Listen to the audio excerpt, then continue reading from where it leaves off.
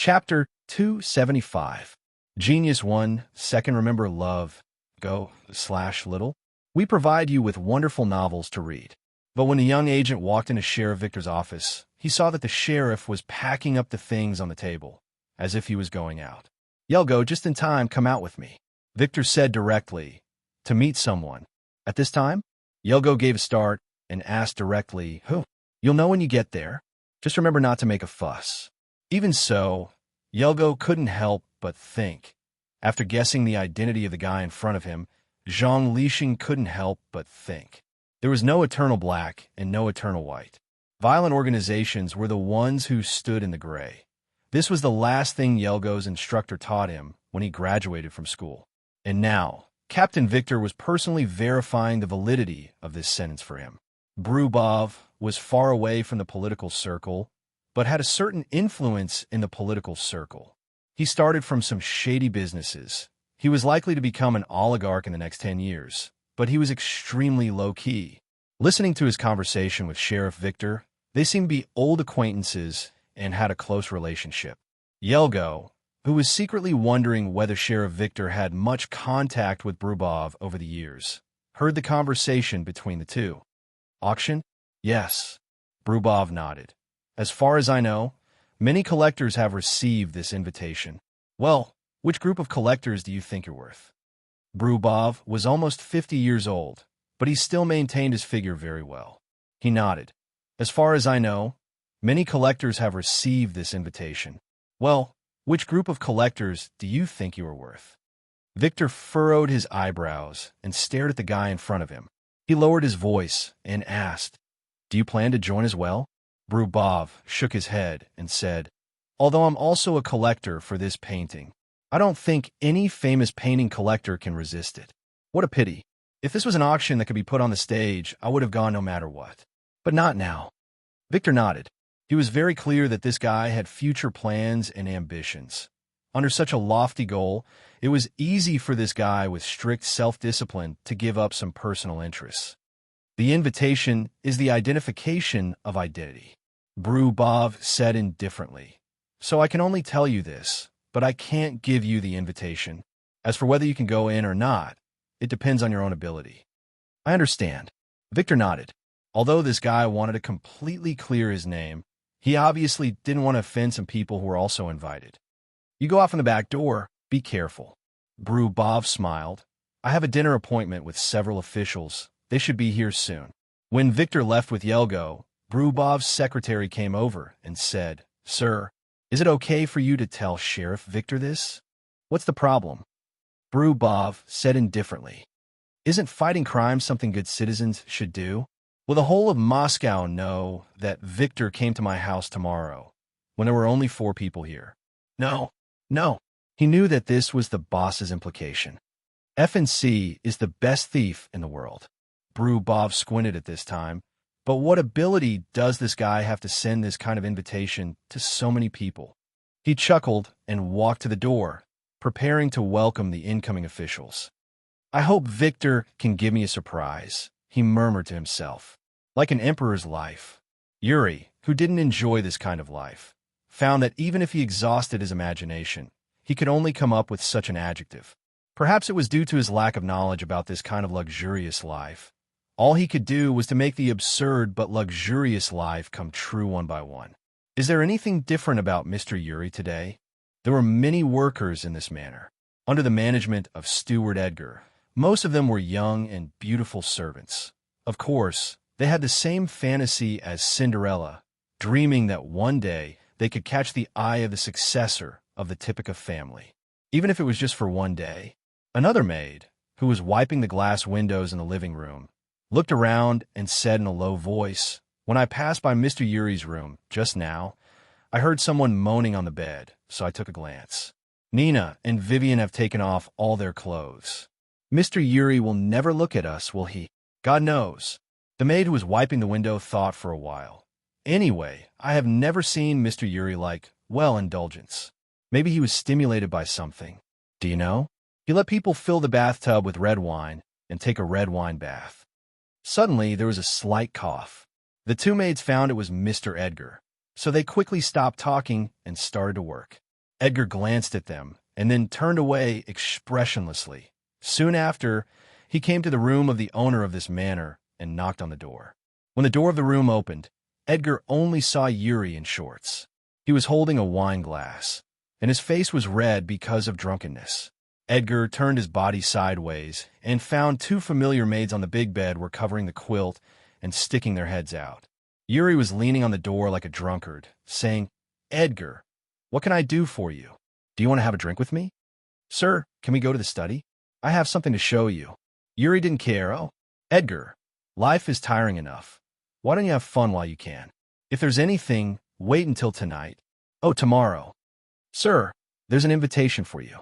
Edgar came closer and whispered in Yuri's ear, "It's the auction of the nameless maiden." Yuri's face slightly changed, and he seemed to be in a daze for a while.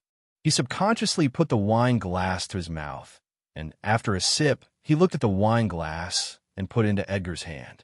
"Wait for me here." Yuri looked back at his room and said to the two beautiful women. After saying that, Yuri walked out of the room directly. Edgar shook his head and quickly walked into the room. He picked up some clothes on the ground, but looked at the two maids on the bed and said, "Go back to your post and leave this room immediately." Only then did he quickly pick up the clothes and leave as well.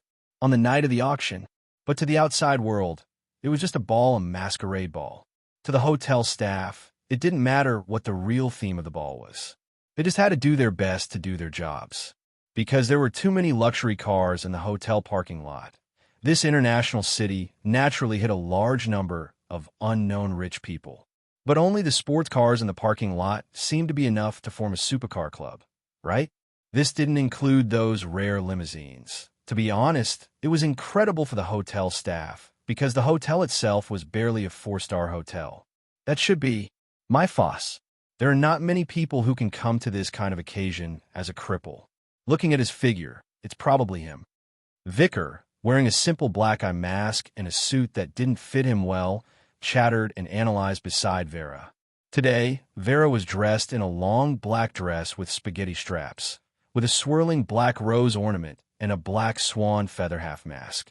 She impatiently lifted the hem of her skirt and sped up her pace. At this time, a luxurious golden limousine slowly drove in. When the car stopped, a man in a white suit opened the door and walked out. There was no female companion, only an old man beside him. Of course, he also wore a simple mask. The man raised his head and glanced at the hotel, then pulled the lapel of his suit and directly walked past Vera and Vicar. "This guy actually wears a family emblem. I seem to have seen this family emblem somewhere." Vicar said thoughtfully, "It's the Typica family." Vera said slowly, "An ancient aristocratic family wandering outside. It was only later that I recovered by smuggling firearms." "Let's go in." Vera interrupted Vicar. "I want to see the environment of the venue first." On the hotel floor, Anna looked at the parking lot with a smile. This wasn't Ephraim's property, but simply a hotel owned by a small boss who didn't know anything and was happy to receive a big order. Anna put on the bright red lipstick in front of the dressing table, rubbed her lips slightly, and then gently put on the golden Columbina mask next to her. "Out of the room." "Sir, miss, here we are." The driver looked at the rearview mirror and said he was just a car driver, so he didn't have much interest in exploring the guests' affairs. But after driving into this parking lot and seeing many luxurious cars here, the driver couldn't help but have some thoughts. These two people were probably the kind of guys who put on a false front to show off. The rent of this car was calculated by the hour. "Thank you." But the man in a strange clown mask in the back seat said politely. He first opened the door and walked out, then turned around and stretched out his hand to his female companion. Then he helped her out of the back seat. The woman in a sky blue evening dress, after getting off the car, held the man's bent arm and walked into the hotel without attracting anyone's attention. In the banquet hall, Sheriff Victor and Detective Yogo were holding trays, watching the guests come in one by one. The young detective had actually been standing there for a long time. Chapter 276. Genius 1, Second Remember Love, /go/small. Net provides you with wonderful novels to read. This should be the second time that Luaccio attended an auction. The difference was that the first time was for a white jade plate, and it was much smaller. It wasn't about the scale, but the number of people that gathered here was incomparable. Yes, it was probably the first time that he appeared in front of people as the club owner. After all, it was a masquerade ball. Boss Luo, who was used to the clown mask, had no interest in choosing other masks. Although it was called a ball, under the gazes of the staff, the banquet hall was surprisingly deserted. It wasn't deserted because of the lack of people. On the contrary, there were many people here, but few people talked. Most of the guests who came here kept silent, as if they had reached an agreement. Yuri, who might be attending this kind of banquet for the first time, also kept silent. He sat alone in the corner, directly asked the waiter for a hangover bottle, and casually poured himself a drink. It seemed that his behavior was incompatible with this occasion, but a few people who could recognize the emblem of the Typica family were thinking about who this person was in the family. Boss Luo just glanced at him, then withdrew his gaze from Yuri, and then looked with interest at the two waiters who were far away from each other, but kept looking at each other from time to time. Luochio felt that his fate with the police would last for a long time in this life. "Your FNC?" Suddenly, Luochio heard someone say in a low voice behind him. It was a female voice. This was enough to arouse Luochio's curiosity. He and Yi turned their gaze back from the night scene outside at the same time, and found that the speaker was a woman in a black spaghetti-strap dress. There was only this woman. Obviously, the painting just now was directed at Luochio. "Are you talking about me?" Luochio asked casually. Not only the black spaghetti-strap dress, even the mask, even the lips were painted in the color of the night. This woman seemed to have a strong temptation. Since a long time ago, Luochio's eyesight had become sharper uncontrollably, so he could easily notice that many eyes in the venue quietly fell on this woman, or perhaps on himself. Freedom and clown. Every time you appear, you always wear a clown mask. The woman said with some teasing tone, "This auction is held by F&C. Isn't it reasonable that it's here?" "That's right." Luochio nodded, and then asked curiously, "If I am, what is this lady going to do?" The woman suddenly stepped forward. She came over gracefully. Luochio felt that he should see the second black swan in his life. The woman finally came close to Luochio. She stretched out her hands and hugged his neck. The distance between their lips was probably the thickness of their masks. "If that's the case, I really want to know how you managed to get the painting out of there." I heard that she knew how to control the speed of her speech very well. When she paused, it was as if she was flirting with him. It was as if she was flirting with him on a wild dance floor. "It's a means of disappearing like magic." "Is there such a means?" Luochio was surprised. "If so, I also hope to see it. Really, if there's a chance." The woman's black lips were floating, but she loosened her hands. Her hands slowly slid down along Luochio's collar, and she chuckled. "I don't think I should disturb you anymore. Otherwise." The woman tilted her head and looked at Yu Yi, who was accompanying Luochio, and smiled. "It's too disrespectful to your female companion." But she didn't know the nature of Miss Servant Girl. Such words didn't make Miss Servant Girl angry directly. Instead, she said with a playful tone, "It doesn't matter. If this lady can make him feel happy, I will also be happy." This didn't seem to be a compliment or a counterattack. Vera, who was wearing a black swan mask, unexpectedly heard a hint of permission from the other party's words. Vera smiled and said, "You have a pair of beautiful eyes. Have I seen them somewhere before?" At this moment, the lights in the venue suddenly dimmed, leaving only the front position. That was the stage that had been built. The spotlights were shining on a gorgeous woman, with a golden mask and big red lips, which seemed to be able to evoke the beast instinct hidden in the evolutionary history of men. It seemed that after a long time of silence, the theme of the banquet was finally about to begin. But Vera lost sight of the couple at this time. She pondered for a moment, and then chuckled. At this time, Vicar came over with 2 glasses of champagne and gave her a glass. "Let's go back to our seats and have a look first." Vera nodded and casually took a sip of champagne, but soon she felt something wrong and couldn't help but frown under the mask. Seeing that Vera suddenly stopped, Vicar asked curiously, "What's wrong?" Vera shook her head. She put her palm to her lips and then spat out a button-sized thing from her mouth. Vicar was stunned. Why did you swallow the tracker? Vera said indifferently, This thing, I just put on a person. Then it appeared on your champagne. Did you meet anyone just now? Me? Vicar was stunned. I didn't meet anyone on the way.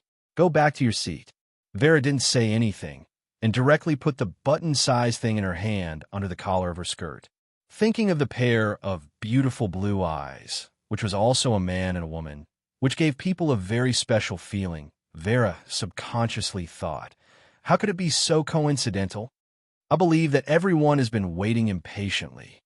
Anna on the stage said with a smile. At the same time, she clapped her hands several times. At this time, some people came out of the banquet.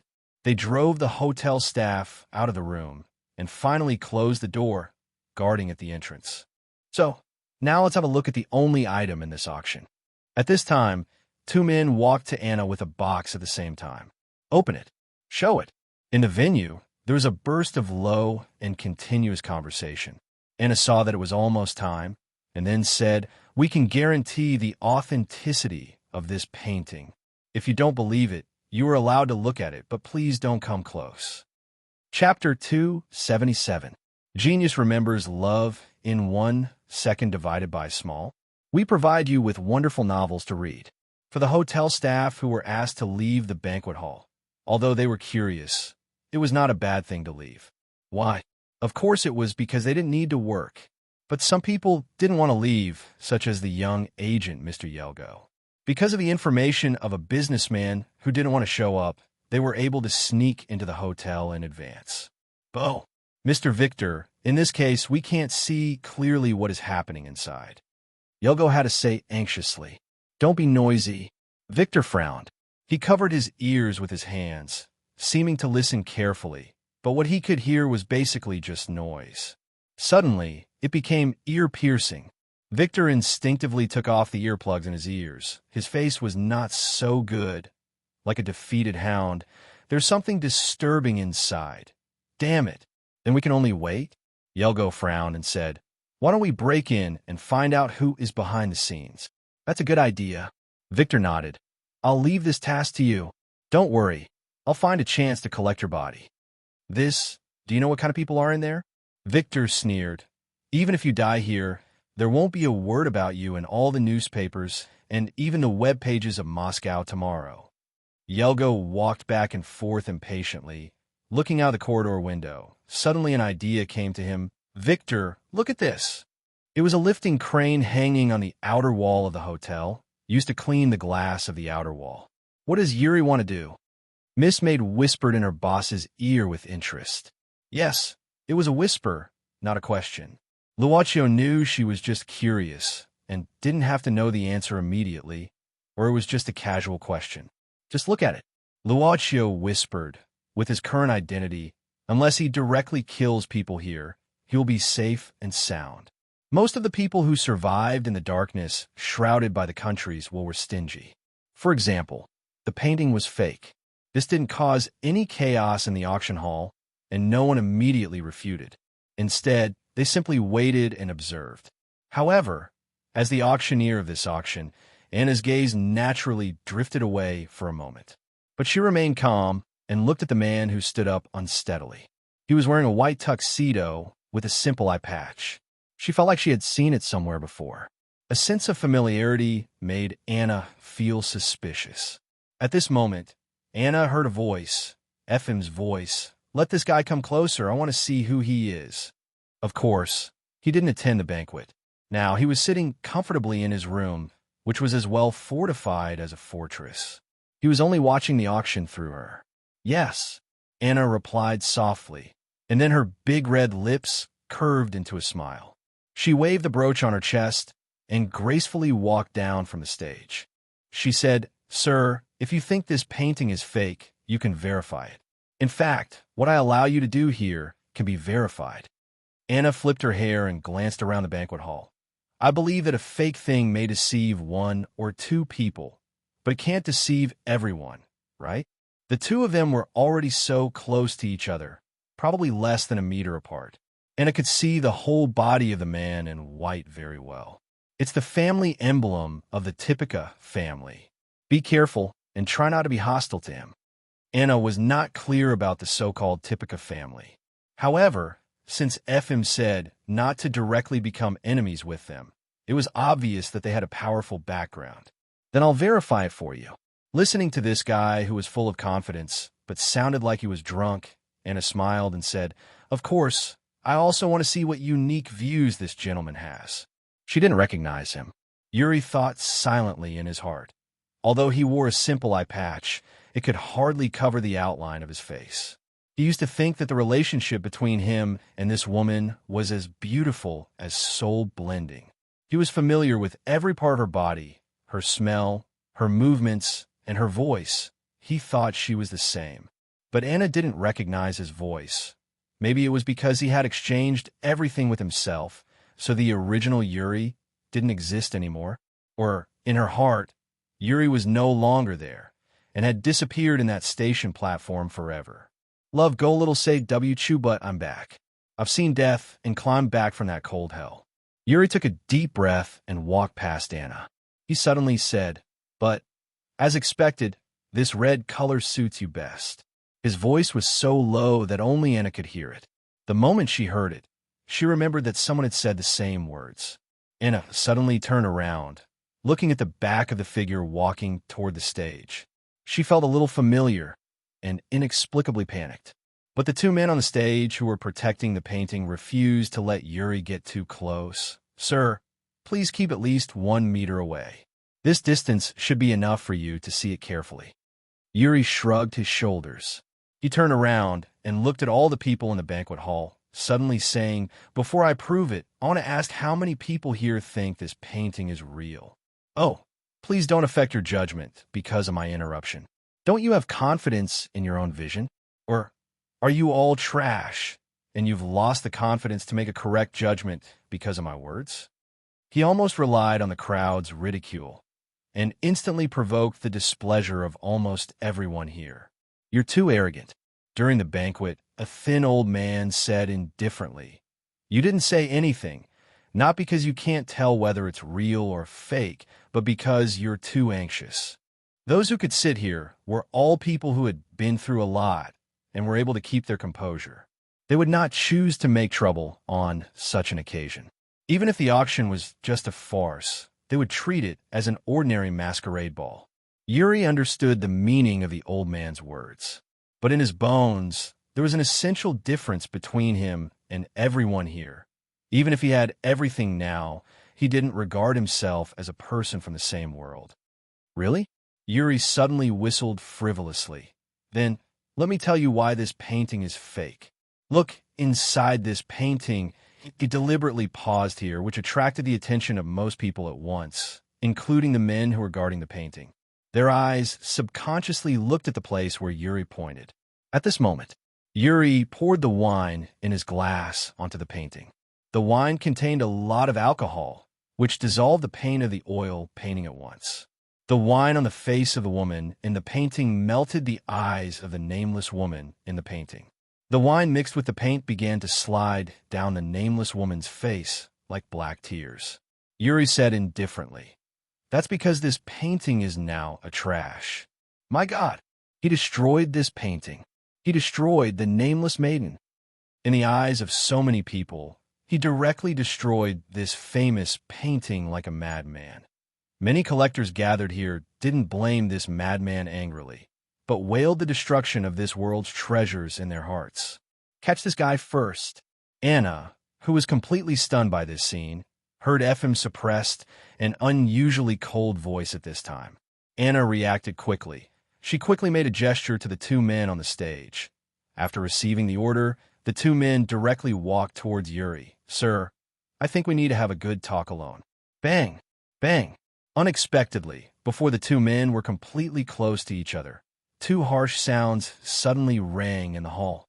Gunshots. For a moment, they looked at their blood-stained chests inconceivably and fell to the ground in fear. Yuri looked unusually calm at this time. He held the decanter in his other hand and slowly poured the wine on the two men's bodies. Then he filled his glass and turned around, saluting to an old man who was holding a silver pistol in the banquet hall. The old man who suddenly shot the two men was the steward of the Deepika family. Coming to such a place to participate in a shady auction, how could these people, who had great influence in their respective fields, not bring any bodyguards with them? When the gunshots sounded, the bodyguards of the guests had already protected their bosses at once.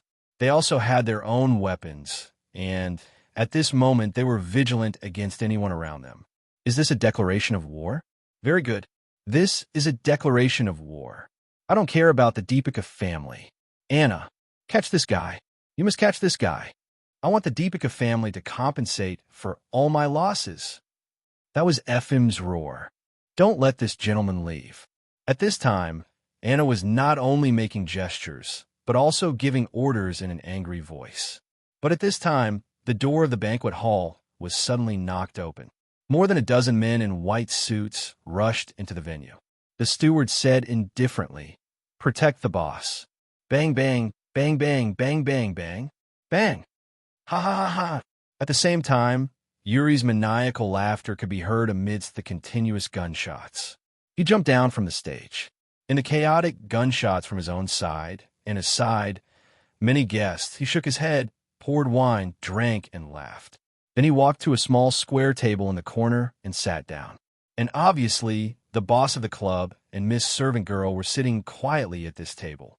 No matter how chaotic the gunshots were, no matter how panicked the guests were when they turned over the table, no matter how many people fell to the ground at this time, and no matter how the lamps and cups were broken by stray bullets, Yuri just smiled, taking off the blindfold on his face and throwing it on the ground.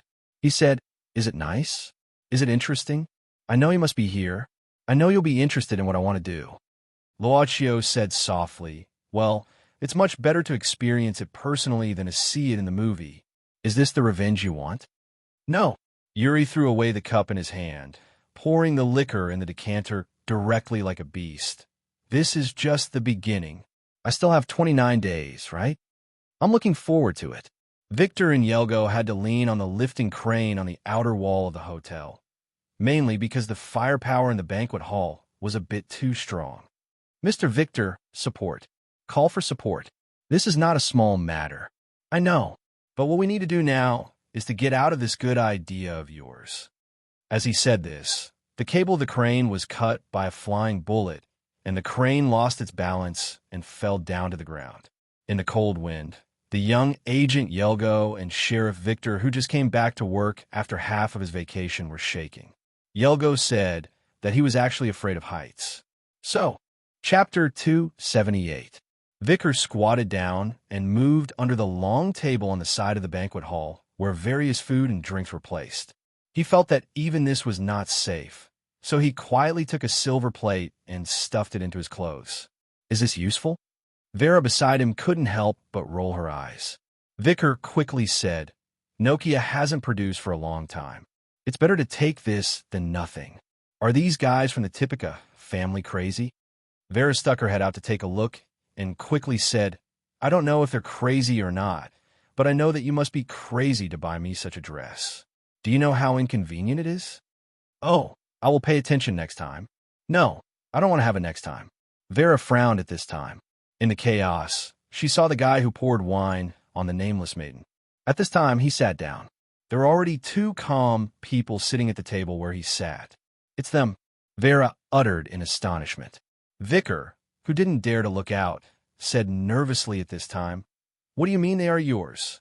Vera pondered for a while, squatted down, and took off her high-heeled shoes directly. Then she tore the skirt until it almost reached the bottom of her thigh. She glanced at Vicar. "Where's your weapon?" "Oh, yes, yes, my weapon." Vicar hurriedly dug out his clothes. "I found it." He hurriedly took it out, and the thing in his hands was the remote control. It seemed that Vicar also found that the thing he took out was a little bad, so he quickly stuffed it back into his clothes. Then he dug again. After a while, he took out a short one, which was even smaller than a palm, from his back. "How is it? Is this okay?" Vera sighed. She stretched her hand out of the table and found another iron plate. She handed it to Vicar and blessed him. "The great revolutionary pioneer Vladimir will bless you.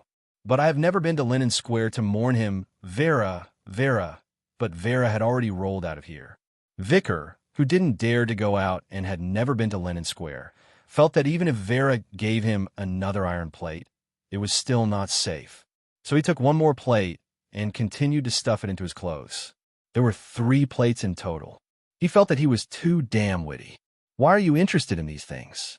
Yuri suddenly looked at him and asked. The clown mask in front of him had its own smile. Yuri couldn't help but think that no matter what the club's boss would say next, it would be a mockery.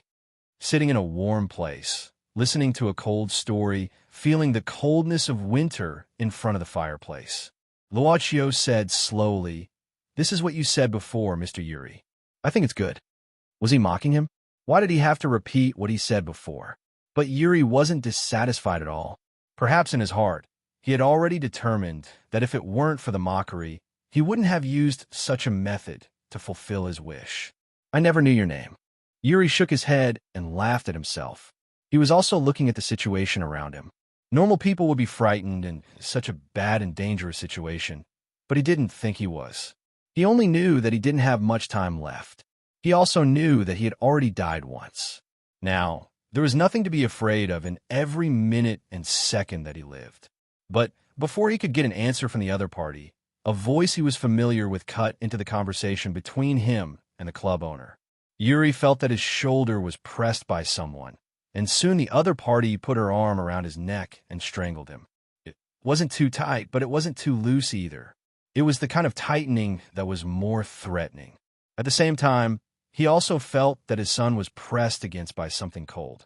"Mister, please immediately stop your subordinate's actions before things get out of hand." Anna. The person behind Yuri was Anna. Yuri closed his eyes, trying to erase the smile on the clown mask from his mind. At the same time, he said, "Anna, don't you want to see who I am?" "Who are you?" Anna frowned the moment she was called by her name. Yuri said indifferently, "I've taken off my blindfold. You'll know if you see me." Yuri stood up, patting Anna's arm around his neck gently. "Relax. You're calm, confident, and the most beautiful woman I've ever seen. Why do you want to destroy your beauty with this ugliness?" Anna hesitated for a moment and looked around. She found that ever since she held this guy hostage, those guys in white suits had stopped and were approaching her one by one. The battle in the banquet hall suddenly fell into a stalemate. Anna took a deep breath, moving her head from Yuri's son to the back of his head, saying in a low voice, "You can turn around."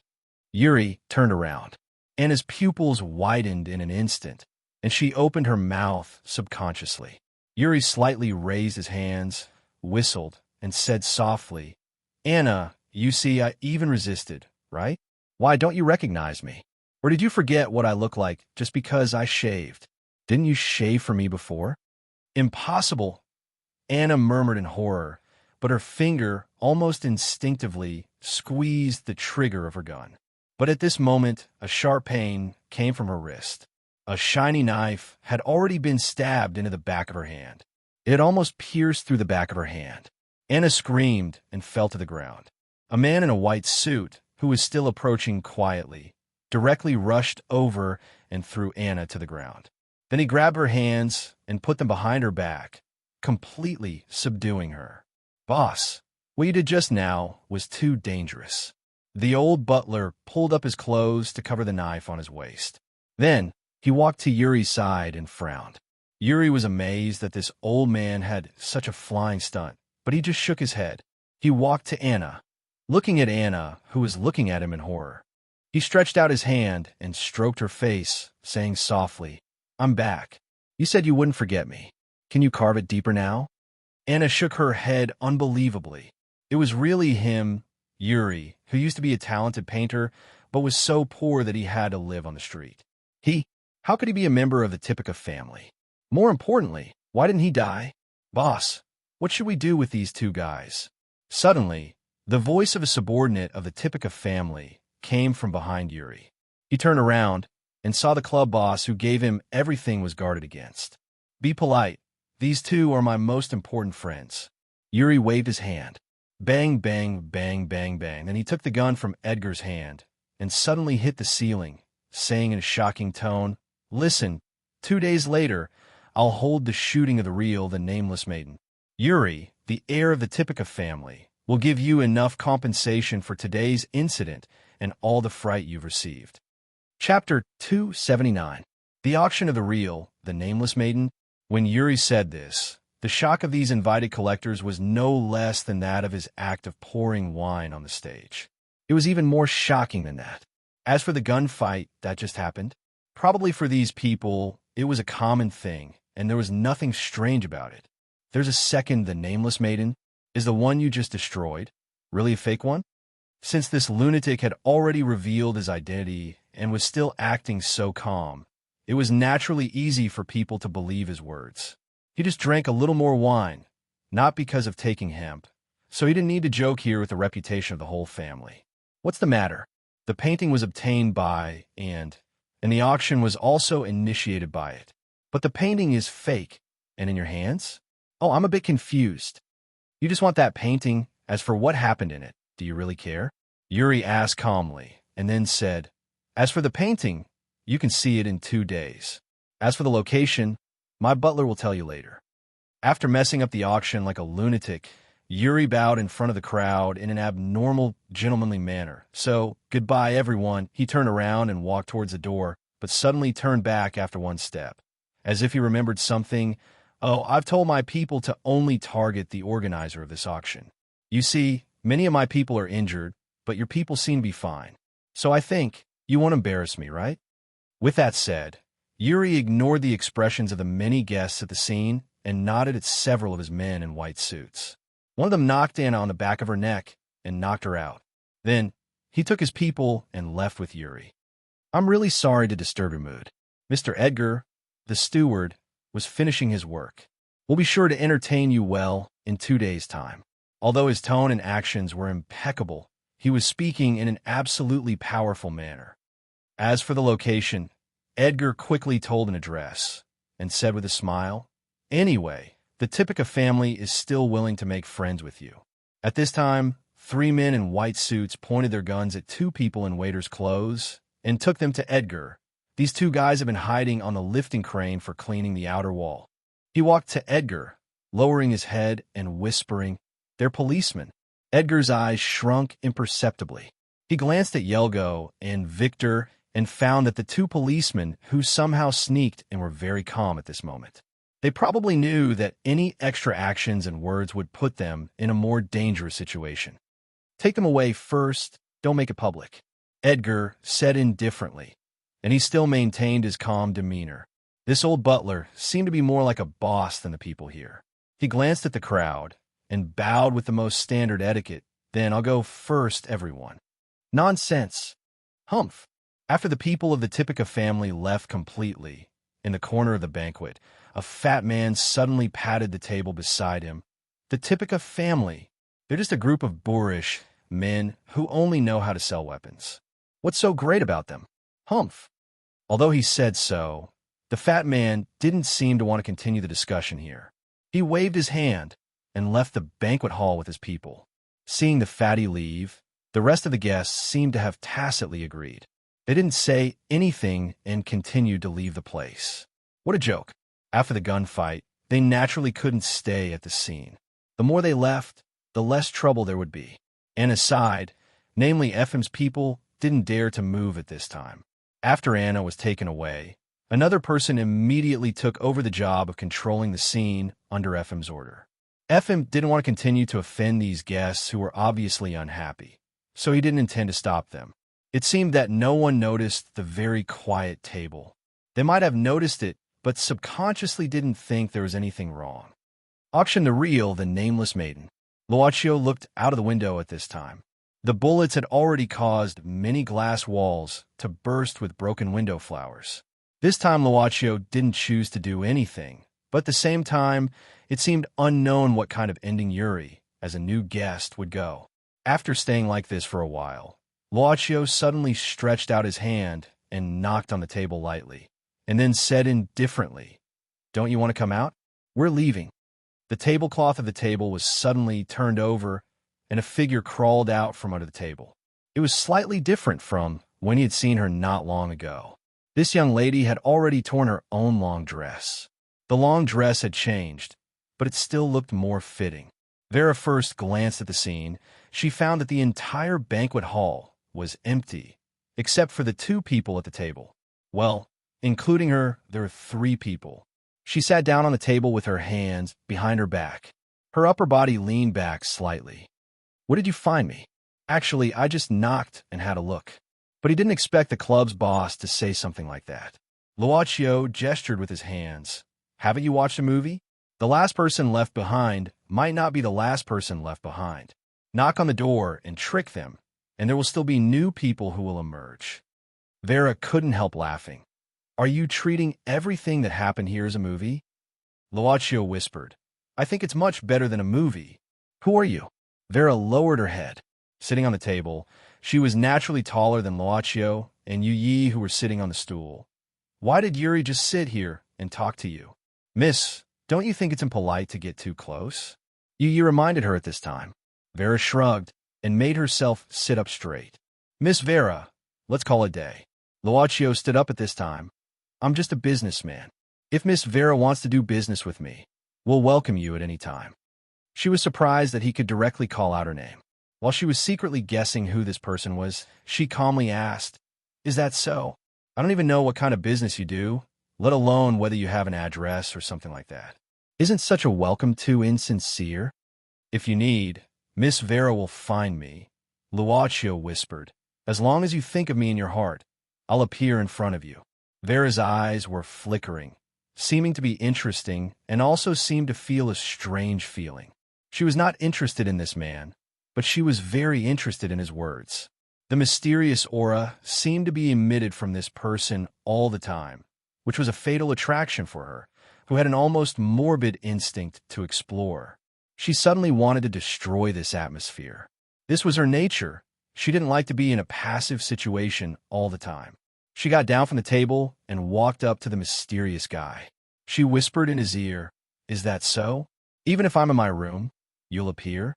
"Yes, even if Miss Vera is in your room, as long as you need me, we'll appear in front of you." Luaccio didn't intend to move, but there were some things he didn't want to explain very carefully here. But there were also some things he was very interested in. "Because Miss Vera has a beauty that fascinates me." "Thank you for your compliment." Vera indifferently distanced herself from him. She instinctively hated the word beauty appearing on her.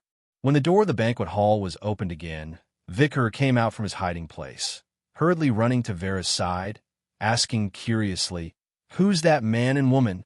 "Weirdo. And he's a weirdo who knows my identity," but Vera didn't say it out. The calmness of the conversation didn't disappear until now. Vicar rarely saw Vera trying to hide her uneasiness. There was no doubt that Vera had a pair of perfectly proportioned long legs, and because of the torn skirt, it was more eye-catching. But for Vicar, this was far less eye-catching than the change of expression on her face. My God, in addition to those old fogies in the family, there was someone who could give this lady a headache. Am I having an illusion? Such thoughts began to emerge in Vicar's mind. Although I failed once, I should have tried again just now and put a tracker on this guy. Vera gently bit her fingernail and said to herself. However, such a move made Vicar feel a sense of abruptness. What kind of feeling was that? Probably, I'm going to die. What are you looking at? Vera suddenly looked at Vicar, frowning. Vicar hurriedly shook his head and then said, Waiting for your order. You're the boss who pays my salary. Vera rolled her eyes. Then, she suddenly reached into her chest and took out a small makeup mirror from the low-cut evening dress. After the folding mirror box was opened, what appeared was not a mirror, but something more like a screen. Vera chuckled, putting it into Vicar's hand. Stare at it and see where it stops. This is the position of the boss of Tipica's family. Vera said indifferently. I secretly put it on his shoe sole. Chapter 280. Anatole didn't know why Mr. Sullivan, who gave him a mysterious feeling, brought him to this place. In Anatole's view, this place was just a very ordinary house, but Sullivan asked him if he remembered anything after coming here. Anatole knew that Sullivan was talking about his amnesia. Anatole felt that he didn't forget anything, but whether it was Sullivan's words and deeds, some of the bishop's words, or even the sudden breaking of his cross, his rational analysis led him to the conclusion that he really forgot something. "I'm sorry, Mr. Sullivan. I didn't remember anything." Anatole shook his head. Sullivan nodded, as if he had expected this. "It's not just you. The people who live nearby don't know who originally lived in this house." Anatole asked curiously, "Who used to live here?" Sullivan said slowly, "It was a widower with a 10-year-old child. They should have just left for a few days because some food in the refrigerator is still in the preservation period." But, seeing that Sullivan paused here, Anatole suddenly became more attentive. Sullivan looked at the house in front of him at this time, seeming to be puzzled. "We can't find the whereabouts of the father and son. It's like they disappeared from the world." Anatole frowned. If they were just ordinary people, how could they hide from the eyes of the monastery? "I'm afraid they are not ordinary people." Sullivan stared at Anatole with great meaning. Anatole didn't know whether it was an illusion or not. At the moment when their eyes met, Anatole seemed to feel some slight fear from Mr. Sullivan's eyes. "Anatole, you need to go with me to the monastery's headquarters," Sullivan suddenly said. But Anatole, who had just graduated from the monastery and had just been appointed here, was very puzzled. Sal Ivan said indifferently, "There are more restrictions on my body. I can't use any complete divine spells in this place. So I can only go to your monastery, where I can release my magic to my heart's content." Anatole was startled, because he heard Sullivan just say, "Your monastery?" The two priests who had just left did not know that a pair of eyes had been watching them from the door of the house they had been observing all this time. Luaccio was sitting on a chair in front of the house. Yi, who had been scrolling through his phone, was not here. Of course, it wasn't that Luaccio deliberately didn't want her to be here. She just woke up early to prepare breakfast and went to the supermarket to buy things. Luaccio was no longer in the hotel where he first lived. After Oleg and Antonio left Moscow quietly, they moved in here as a temporary place to stay. It was not that the hotel apartment prepared by Miss Maid was not good. However, he felt that it was more tasteful to stay here. For example, the rocking chair in the corridor in front of the door made him feel like he didn't want to move. The hotel apartment didn't seem to give him that kind of experience. There was a remnant taste of happiness here when Kamala was still reborn. "All of you." After the two priests left completely, Luaccio looked up at the morning sky. In human cognition, there seemed to be something in the sky. But Luaccio, who had seen the club's old account books, was very clear that there was nothing in it. It existed, but it was not in the sky, nor on the ground. Heaven still needs 3 more years. Luaccio stretched and stood up from the chair. He put on the headset of his mobile phone, then gently kicked his shoes, jogging out of the road outside, along the road of the community, running all the way. Such a morning was very suitable for jogging. On the way, Luaccio met a lot of people who also chose this time to jog on the road. People who like sports seemed to be full of enthusiasm in their lives. He met a lot of people who greeted him, men and women of all shapes and sizes. They might be enjoying the scenery along the road. In their eyes, these scenery were the colors of figures. Luaccio didn't know. He had the concept of color, but to him, all colors seemed to be a single hue. They were mixed together in a messy manner, seemingly with a pattern, but also without a pattern. The whole world seemed to have turned into a world of black and white. However, he suddenly slowed down his pace and finally arrived in front of an old house. It was a painting painted on the wall of someone's house. It would be more appropriate to call it graffiti. The graffiti was not colorful, far from the bright graffiti on the street, which could attract people's attention. It was also not the kind of thing with a sense of irony, which could strongly express the graffiti owner's dissatisfaction with society, which could resonate with people in society. It was just a simple sketch of a city on a brown wall using black lines. But this city was not drawn according to scale. It was distorted, just like the reflection of the city in a mirror. The straight buildings became fat, and the neat roads became crooked. Luaccio reached out and touched the wall, then pinched his finger. It didn't look like it was drawn with charcoal, but more like it was drawn with charcoal. The lines were rough. There was a period of time when I would pass by here every day. Suddenly, someone spoke behind Luaccio. Luaccio turned his head and saw a man wearing a mask and a cap, dressed in running clothes. It should be a middle-aged man. He gave off a very robust feeling. Luaccio just glanced at it, then raised his head and took 2 steps back so that he could take in the whole painting. The middle-aged man behind him also stopped here and looked up, quietly looking at the distorted Moscow on the wall. He suddenly said, "This painting is not finished." "Yes." Luaccio nodded. The man seemed to be a little regretful. "About a year ago, I started to run around here in the morning. Occasionally, I saw a young man painting here. It was in the winter, so I had a deep impression of him. His clothes were very thin, and his face was very bad, like a homeless person. But he didn't seem to feel cold at all. He was only holding a piece of charcoal. When I saw it, the painting had already drawn a building. He seemed to be telling a story that he rarely shared with people, a story that was shared with strangers. I observed him for several days. One day, I couldn't help but go up and ask him. The man with a mask and a cap looked at Luaccio at this time and seemed to smile. I asked him why he didn't burn the charcoal in his hand to warm himself when it was so cold. "What did he say?" Luaccio asked casually. "He didn't answer me." The man shook his head, but he asked me a question. He said, "Do you have a dream?" "Dream?" Luaccio thought. The man also nodded casually. "Yes, dream. To be honest, I don't know if I have a dream or not. But later, I would always take some time to run around here for a while. On one hand, it was to exercise. On the other hand, I think I probably wanted to see how long this guy could persist." He shook his head. "Unfortunately, this painting was not finished. I haven't seen him for a long time. However, I would still run here occasionally, thinking that maybe I would meet this guy again and take a good look at this unfinished painting." "It is fascinating." Luaccio smiled. The man also said softly, "Yes. Looking at this unfinished and distorted city, it always gives me a different feeling, as if it is always on guard against me. I can't let myself live in such a distorted city." We talked about some boring topics. "Nothing." Luaccio shook his head. The man began to run. He suddenly reached out and patted Luaccio's shoulder. "Young man, you are from China, right? I have been to this country several times. It's a very good country. But since you can speak Russian so well, you may consider staying here to develop yourself. Young man, there will always be opportunities.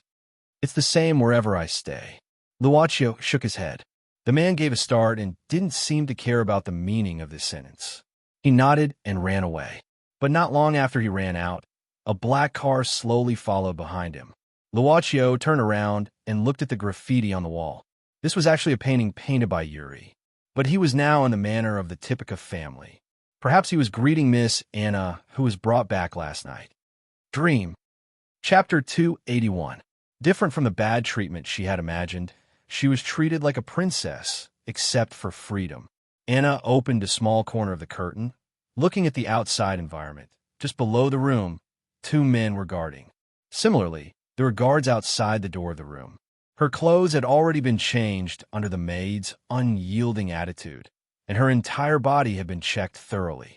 Anna had no way to contact Efim, let alone the outside world. So her current situation was forbidden. She didn't even know whether Efim had seen Yuri's appearance through the brooch she wore. The brooch had been destroyed on her way to the manor. He was a subordinate of the Typica family, or Yuri's subordinate. But Yuri's subordinate? Shouldn't he just be a painter who wandered the streets and failed to achieve his goals? His identity should have been thoroughly investigated long ago. Was there a mistake somewhere? The door of a room was suddenly opened at this time. Anna turned around vigilantly, looking at Yuri, who grasped the door with both hands when the door was opened. It was really Yuri. "You guys wait outside." Yuri turned back and ordered. Anna clearly saw a few more men with serious looks outside the door. They nodded and didn't say anything. However, when their eyes swept over her body, there was no hint of kindness in them. Yuri closed the door. He stuck to the door of the room, didn't come up for a while, didn't say anything, but just looked at Anna quietly, which made her more confused about what he wanted to do. "Did you have a good rest last night?" Yuri suddenly smiled and said, "This room should be the best one apart from mine." Anna tried to keep calm.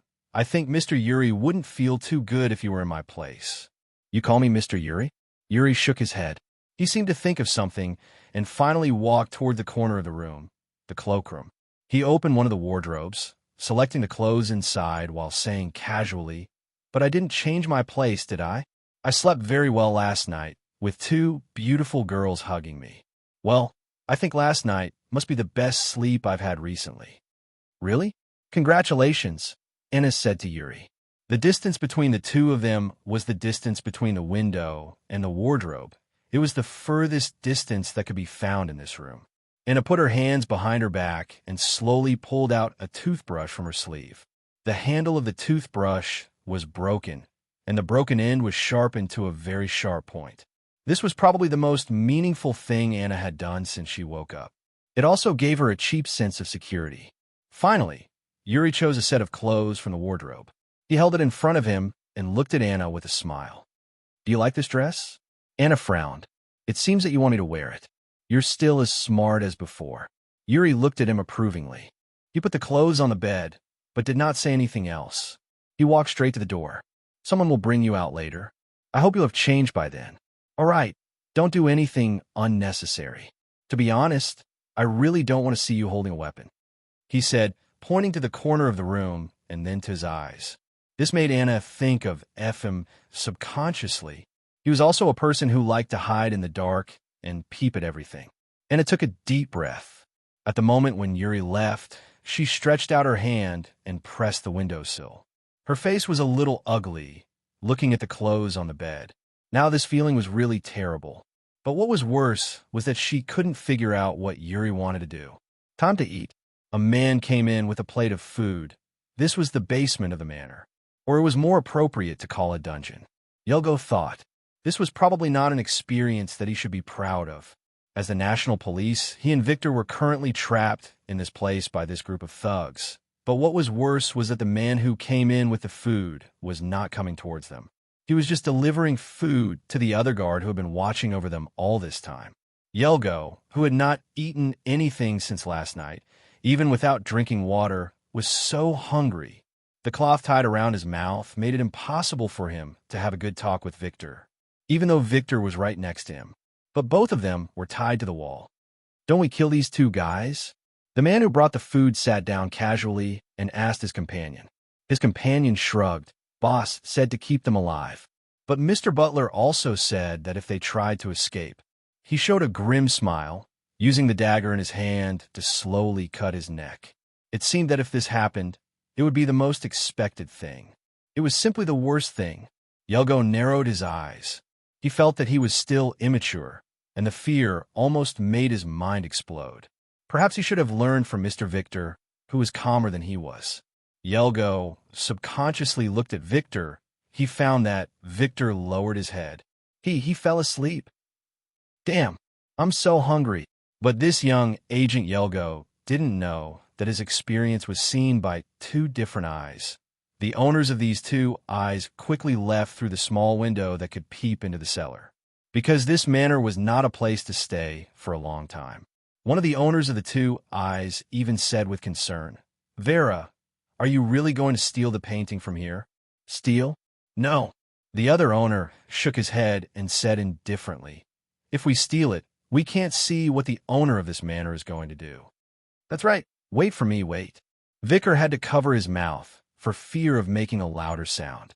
He hurriedly followed the figure who always walked in front. "Boss, Miss Anna is here." "Got it. You can go out first." Yuri nodded and ordered, "Yes, boss." All of a sudden, only Yuri and Anna were left in the spacious room. Yuri glanced at Anna, who was wearing the new dress, and smiled. "This dress really suits you." Different from Yuri, Anna was looking at every part of this room. She finally looked at the front of Yuri. There were easels, brushes, and some painting tools. There were a lot of things on the paper, so Anna recognized what Yuri was drawing at a glance. She frowned and said subconsciously, "No wonder you also said that you want to auction the Nameless Maiden.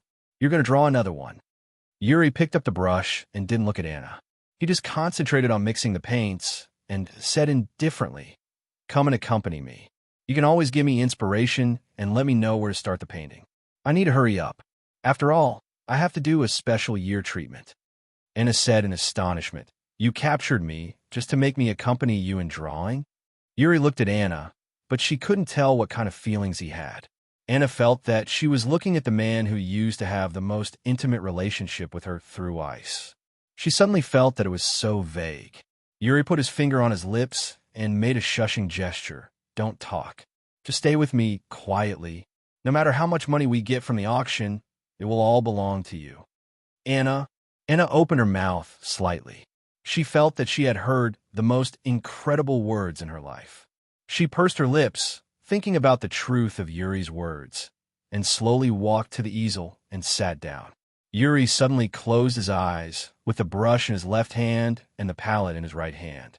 It was just a habit before he started to paint. Anna knew this. When Yuri opened his eyes and started to paint, Anna suddenly had a feeling. Even if she was sitting here, Yuri didn't see her in his eyes.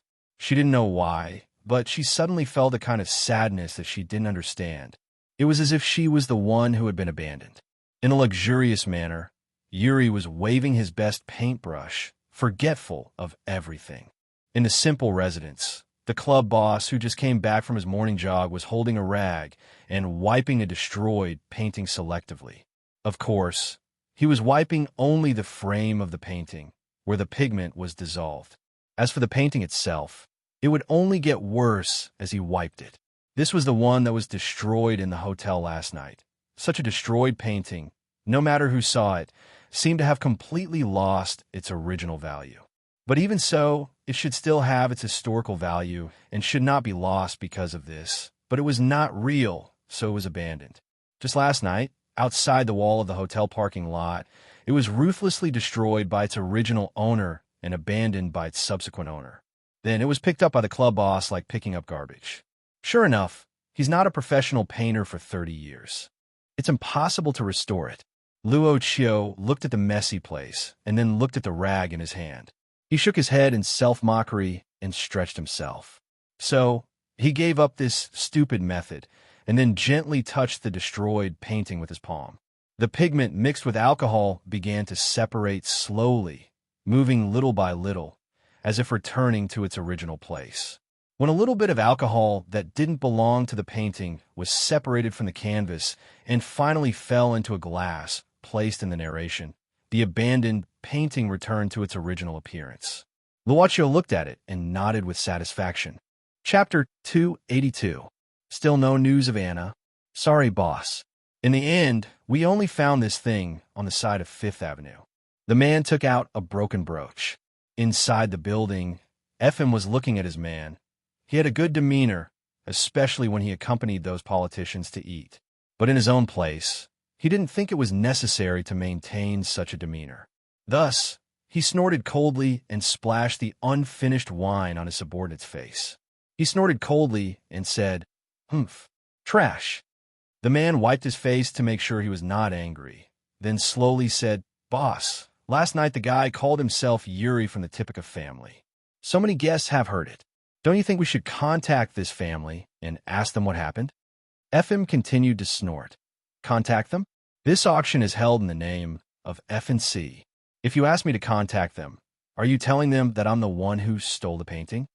Boss, I mean, we can continue to contact the Typica family in the name of Freedom and Clown. Idiot. Who is this Typica family? Do you think they will pay attention to a little thief? Ephraim angrily walked back and forth in front of the sofa. Suddenly, the elevator behind opened, and a man came in. "Boss, there's a letter for you, but there's no name on it." "Who sent it?" Ephraim frowned. "Just a kid. He shouldn't know anything." The man quickly said, "But it also said that you will need the things inside. We've checked it. There's nothing dangerous inside."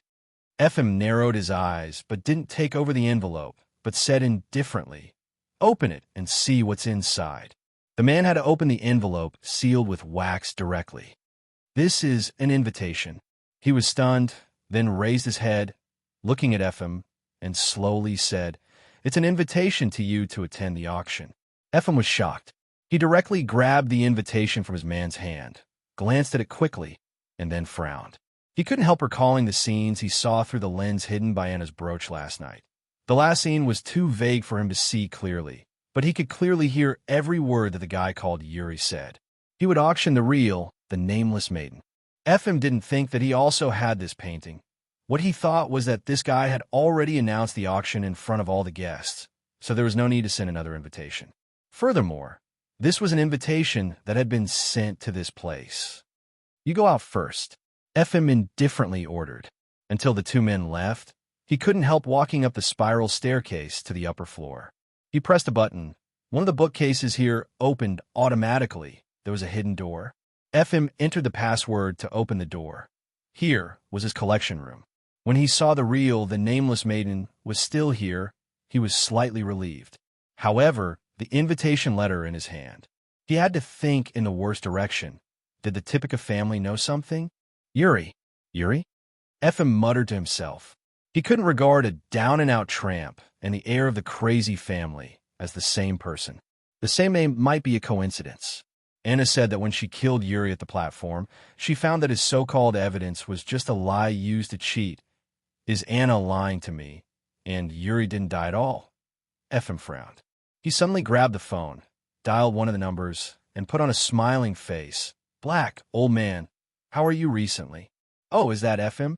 Not good. I'm so annoyed recently. You know, the scandal of the collusion between politicians and gangs in VK was exposed last week. My superiors bombarded me almost every day. Recently, a famous painting was stolen." The voice of the person on the other end of the phone became softer. "Our president has also spoken. Old friend, if we still can't find a culprit for these two cases, I might even become the scapegoat and retire early." FM sighed. "Yes, a scandal, a stolen painting, and a shooting in the subway station. I really feel sorry for you." "Wait, old man, what did you say? What shooting in the subway station? Why didn't I hear about it? When did it happen? Where?" FM gave a start, but soon he laughed and said that he was wrong. "Yuri didn't die as expected. Anna lied to me." But he also squinted his eyes, calculating something secretly. On the day of the second auction, although it was called an auction, this auction was even more informal, in such a private place. It could even be said that it was someone else's territory. An auction held in such a place was not safe at all. It could even be said that the owner of this place, the heir of the Typica family, had no sincerity at all.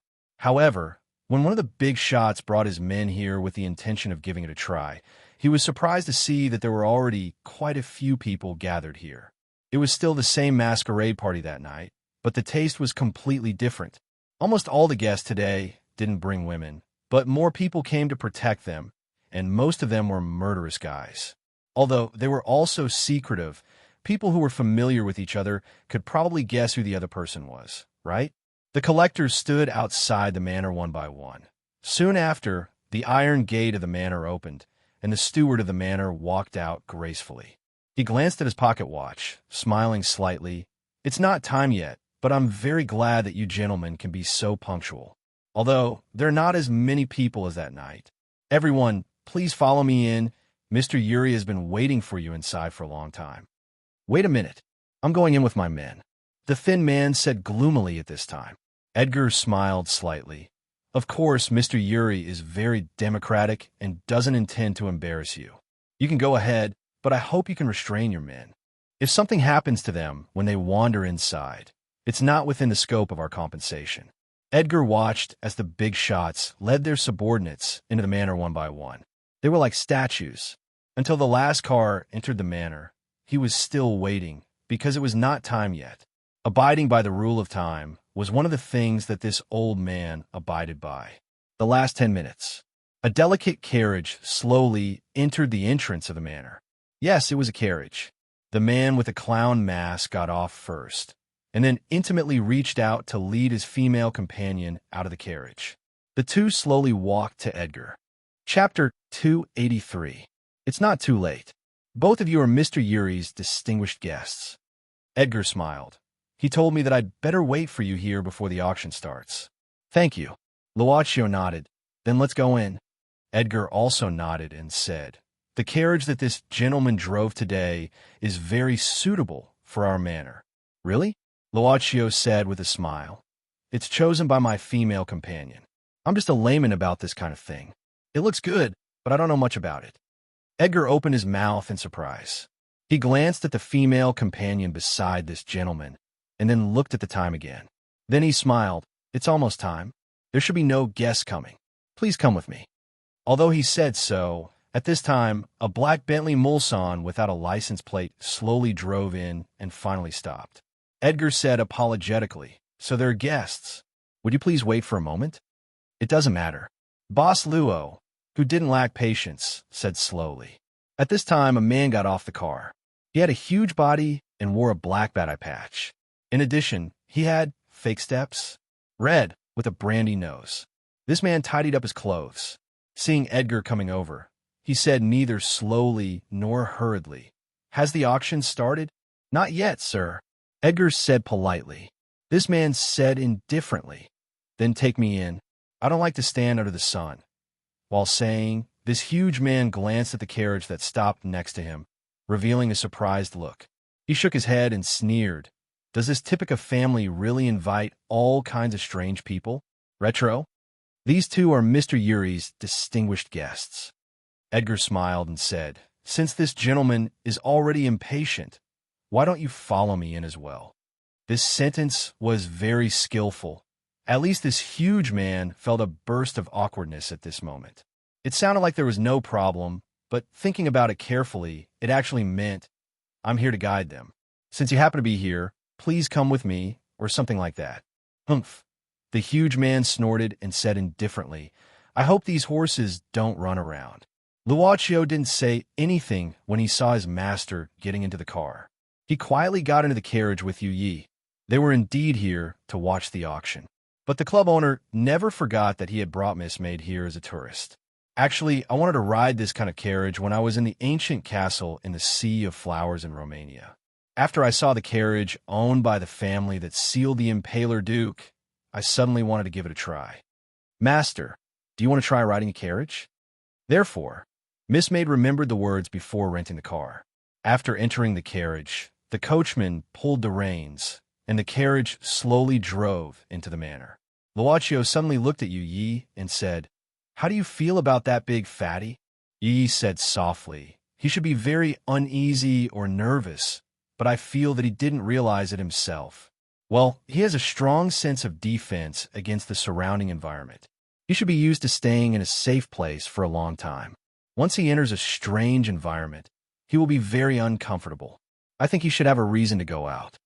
While saying this, Miss Maid suddenly took off the gauze hollow gloves on her hands, and a little black light appeared on her glittering fingertips.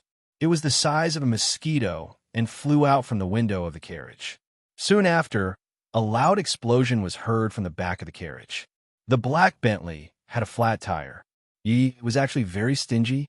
Luochio smiled. "Just play a trick on him. This fat man is the target of our guest. We shouldn't deprive our guest's right to enjoy himself."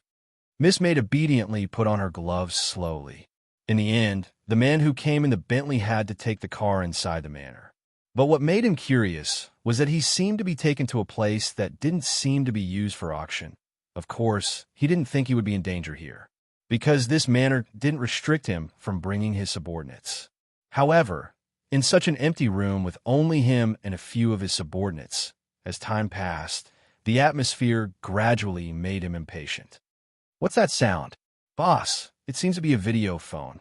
A subordinate walked to the wall of the room and turned on the TV hanging on the wall. A chair appeared on the screen, and a man was sitting on it, but his back was facing. "Are you Yuri of the Typica family?" The huge man said in a low voice. "Hello, Mr. Ephraim." His words revealed the truth. He then said, "Can you ask your subordinates to go outside first? I want to talk to you alone. Of course, if you don't mind letting your subordinates hear something you don't want others to know, I won't mind. You guys go out first." Ephraim frowned, ignoring his subordinates' advice. Since the other party sent him the invitation, it indicated one thing. The owner of this manor must have something to say to him. So, he was at least safe before that. He didn't think it would be safer to stay in his iron bucket-like building all the time. Some unknown threat factors were surrounding him. Therefore, he had no choice but to take the risk. "You've done so much just to lure me here, right?" Ephraim took a deep breath. He was in a bad mood now, as if he was walking step by step in the hole dug by the other party. Even the tire of his car just now was punctured. What bad luck.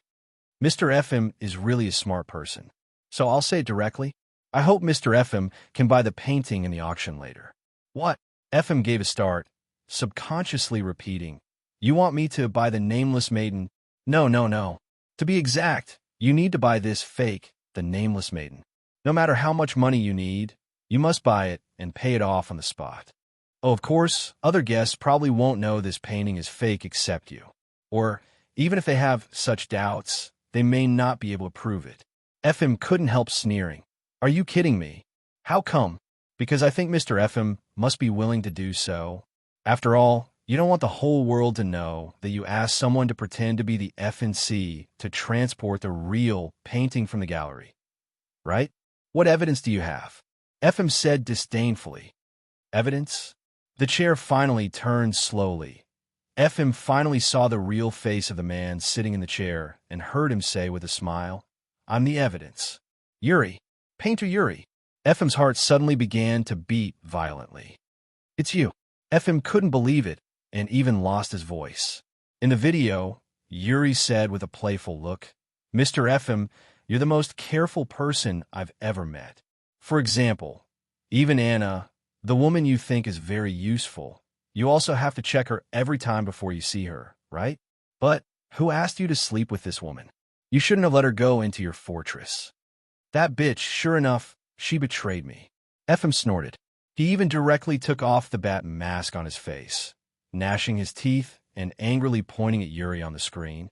"Did you two conspire to deal with me from the beginning? Remember, no matter what, you have to buy the painting."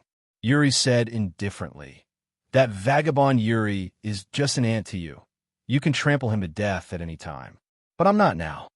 If you don't buy it, I can trample you to death." The screen turned black instantly. FM angrily swept all the things on the tea table to the ground. "Boss, what's going on?" Hearing the sound, the subordinate hurriedly pushed the door and walked in, only to see FM's terrifying eyes. Chapter 284. A room for rest couldn't accommodate all the guests. Of course, these guests didn't seem to be willing to share a room with too many others. Fortunately, this manor was spacious enough. It was definitely not a problem to prepare a room for each of these guests. "Do you really want to do this?" Vickers stretched out his hand, trying to pull Vera back, although he knew that the chance of success was almost zero.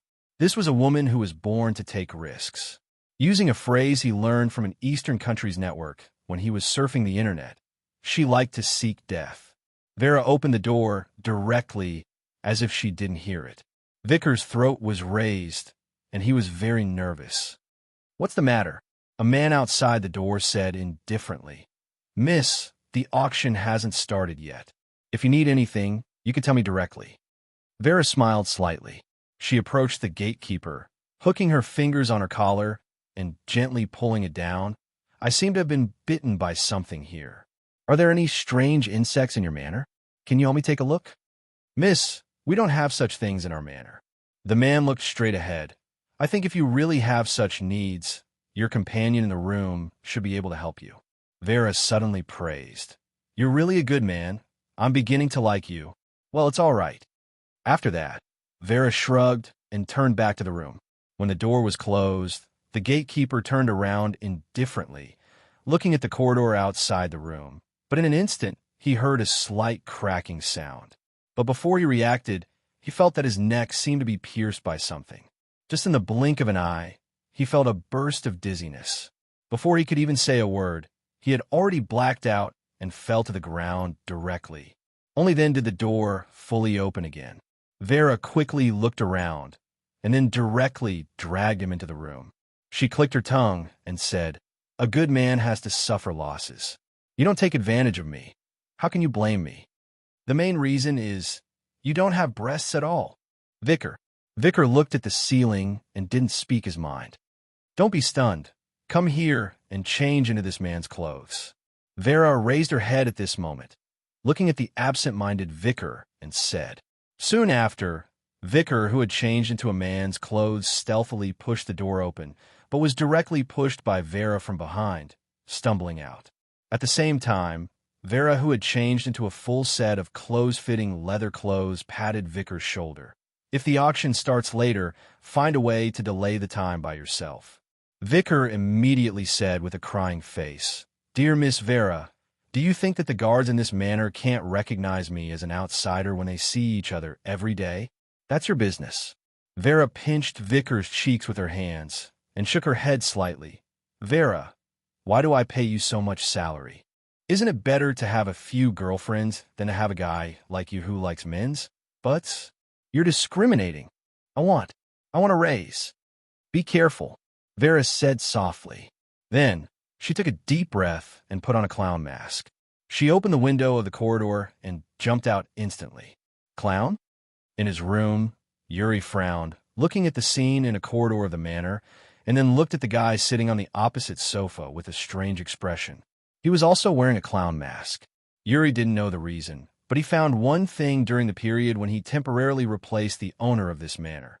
There was a screen in the original owner's room, which could directly see every place in the manor. Yuri didn't even know how many hidden cameras were installed in this manor. The only thing he felt was that the original owner of this manor was the real heir of the Typica family, or a voyeur. Oh, this person, is she a real F and C? Yuri frowned. So it's a woman? How did she come here? FNC was inexplicably framed and became the thief of the world-famous painting. Isn't it normal that they wouldn't act as if nothing had happened? Luo Chio said indifferently. Yuri ground his teeth. He suddenly narrowed his eyes and stared at the man in front of him who gave him everything and took everything away from him. He said darkly, "I prepared a good show for you to watch. I don't want anyone to ruin it. Do you want to deal with her?" Boss Luo asked suddenly. "Is there a problem?" Yuri said indifferently. Luochio smiled. "No problem, but how about leaving it to me? I'll try not to let her ruin the things you've prepared." "Oh, is the mysterious boss of the club interested in Ms. Clown?" Yuri asked indifferently. Miss Maid suddenly said indifferently, "Mr. Yuri, do you think we can only serve you? Don't forget, we've already given you what you want." Her eyes turned cold, and she said slowly, "And now, I'm afraid we're your creditors. You can do whatever you want." Yuri shook his head. He instinctively didn't dare to look at them, so he stood up and said hurriedly, "I'm going to prepare. Please help yourselves. How's the situation on your side?" Vera, who had been sneaking in the manor, lowered her head and pulled up a small microphone clipped to her clothes. "Fortunately, no one comes here for the time being. How's the situation on your side?" "No problem. I've already memorized the route here last time." Vera said briskly, "Keep in touch." She turned off the communication and agilely climbed to the top of the arch of the corridor, avoiding a manor maid who was passing by with something in her hands. This was a very good experience. Every time she faced such an environment and walked alone in a dangerous place, the nervousness brought by the heartbeat and the sense of crisis, as well as the excitement caused by the adrenaline stimulation, made her feel fascinated and almost unable to extricate herself. If someone had to become a thief because of his addiction to theft, then she probably had the same reason. But Vera didn't continue to turn over herself here. Every cell in her body seemed to be urging her to act as soon as possible. The stuffy feeling in the headgear made her feel as if she was sweating profusely at the onset of a climax. It was wonderful. Based on her memory, she quickly walked around the manor. She walked and then stopped. She had to stop because she felt that her route seemed to be wrong. The scene in front of her seemed to be different from her memory. She shouldn't have come to this place. What exactly went wrong? Vera couldn't help but carefully recall the route she had just taken. But no matter how hard she tried, it seemed that she couldn't find the wrong place. This made her feel that something was wrong all of a sudden. Vera subconsciously let her body stick to the wall. She didn't choose to act immediately, but carefully looked around. This was the outer corridor of the second floor of the manor, close to the ground. The circular design allowed people to see the central courtyard from the corridor, but there was no one walking around the corridor. Suddenly, a feeling of falling backward appeared, which made Vera's body sink into the wall. Did she sink into the wall? At the moment when she was about to fall, she supported herself with both hands on the ground and then exerted force to straighten her body. But she found that she didn't fall into the wall, but just at the moment when the door opened. Wait, she just leaned against the door, not the wall. Clap, clap, clap. But soon she heard a few simple claps and a voice saying, "You're very good." Vera abruptly turned around. She knelt on the ground with one knee, one hand on the floor, and the other hand raised. This was the posture after falling down to straighten her body. "Well, this is also very handsome. It's you." But she couldn't help but let out a low voice almost instinctively. This was the strange person she met in the last auction. Chapter 285. Vera started to look around the room carefully. Because it was daytime, the lighting was good, and she could even see every detail of the room. But at this time, she heard the voice of the mysterious guy in front of her. "Miss Vera, the lawn is behind the window on the left, and the road is behind. Now, there is no one, so it should be the best time to leave the manor." "I don't know what you're talking about." "Vera? Who is Vera?" The voice from the clown mask was calm and steady, because it was made by the voice changer in the mask. Just like that night. Today, this mysterious fellow had directly seen through her identity. Therefore, she didn't let her body incline to the left for convenience, but slightly to the right. "The place where the dogs are kept is on the right side of the manor. It seems that Miss Vera thinks I am lying to you." The club boss shook his head. "I don't need to lie to you." "That's funny. Will anyone believe the words of an unknown person?" "That's right." Luaccio nodded. "For Miss Vera, we don't trust each other at present. How about this? I don't want to have any accidents in this auction, so I want to ask Miss Vera to leave here or go back to your original place and participate in the activity as a guest." "Since you said that we don't trust each other." Vera sneered. She walked casually in the room, to the right side, and said, "Why do I need to satisfy your wish? Besides, why do you want to ensure that this auction will go on normally? What is the relationship between you and the owner of this manor? What exactly do you want to do?" "Sorry, I can't tell you about this," Luaccio said indifferently. "Miss Vera, just think of it as some after-sales service. So, I hope Miss Vera won't bring me trouble." "Oh, really?" "But for me, ever since I was young, I've always given people the impression that I'm trouble. So, I'm sorry." Vera's tone suddenly sped up, and her body began to sprint toward the window on the right. Her legs kicked hard, and then her body rushed to the window.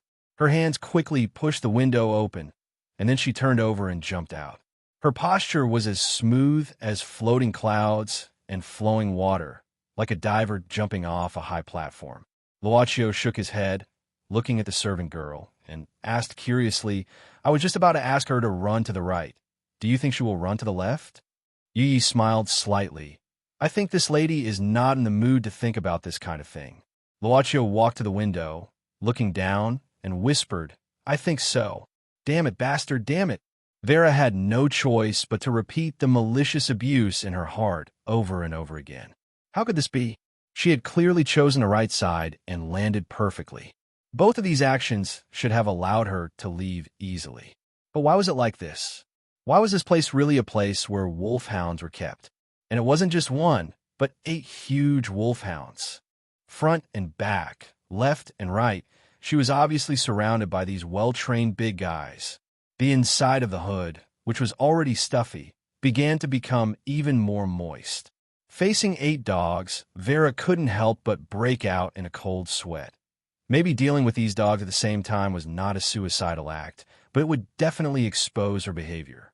She had no choice but to raise her head and look at the window on the second floor that she had pushed open. She looked at the hateful guy who looked like he was watching a show and shrugged. "I think we should fix the relationship of mistrust between the two sides. Let's go back," Luocchio said softly. The 8 ferocious wolf dogs immediately turned around and ran away like domestic cats without barking. Vera subconsciously asked, "Are you a circus's beast tamer?" Boss Luo suddenly said, "The auction is about to start. If Miss Vera doesn't want to leave, can you join me?" "I don't seem to have a choice." Vera shrugged. She directly untied the hood on her face, fanning the wind, and said, "How do you know my identity?" "I think if I don't know this," Luocchio said softly, "we are not qualified to say that we can serve Miss Vera. Let's go.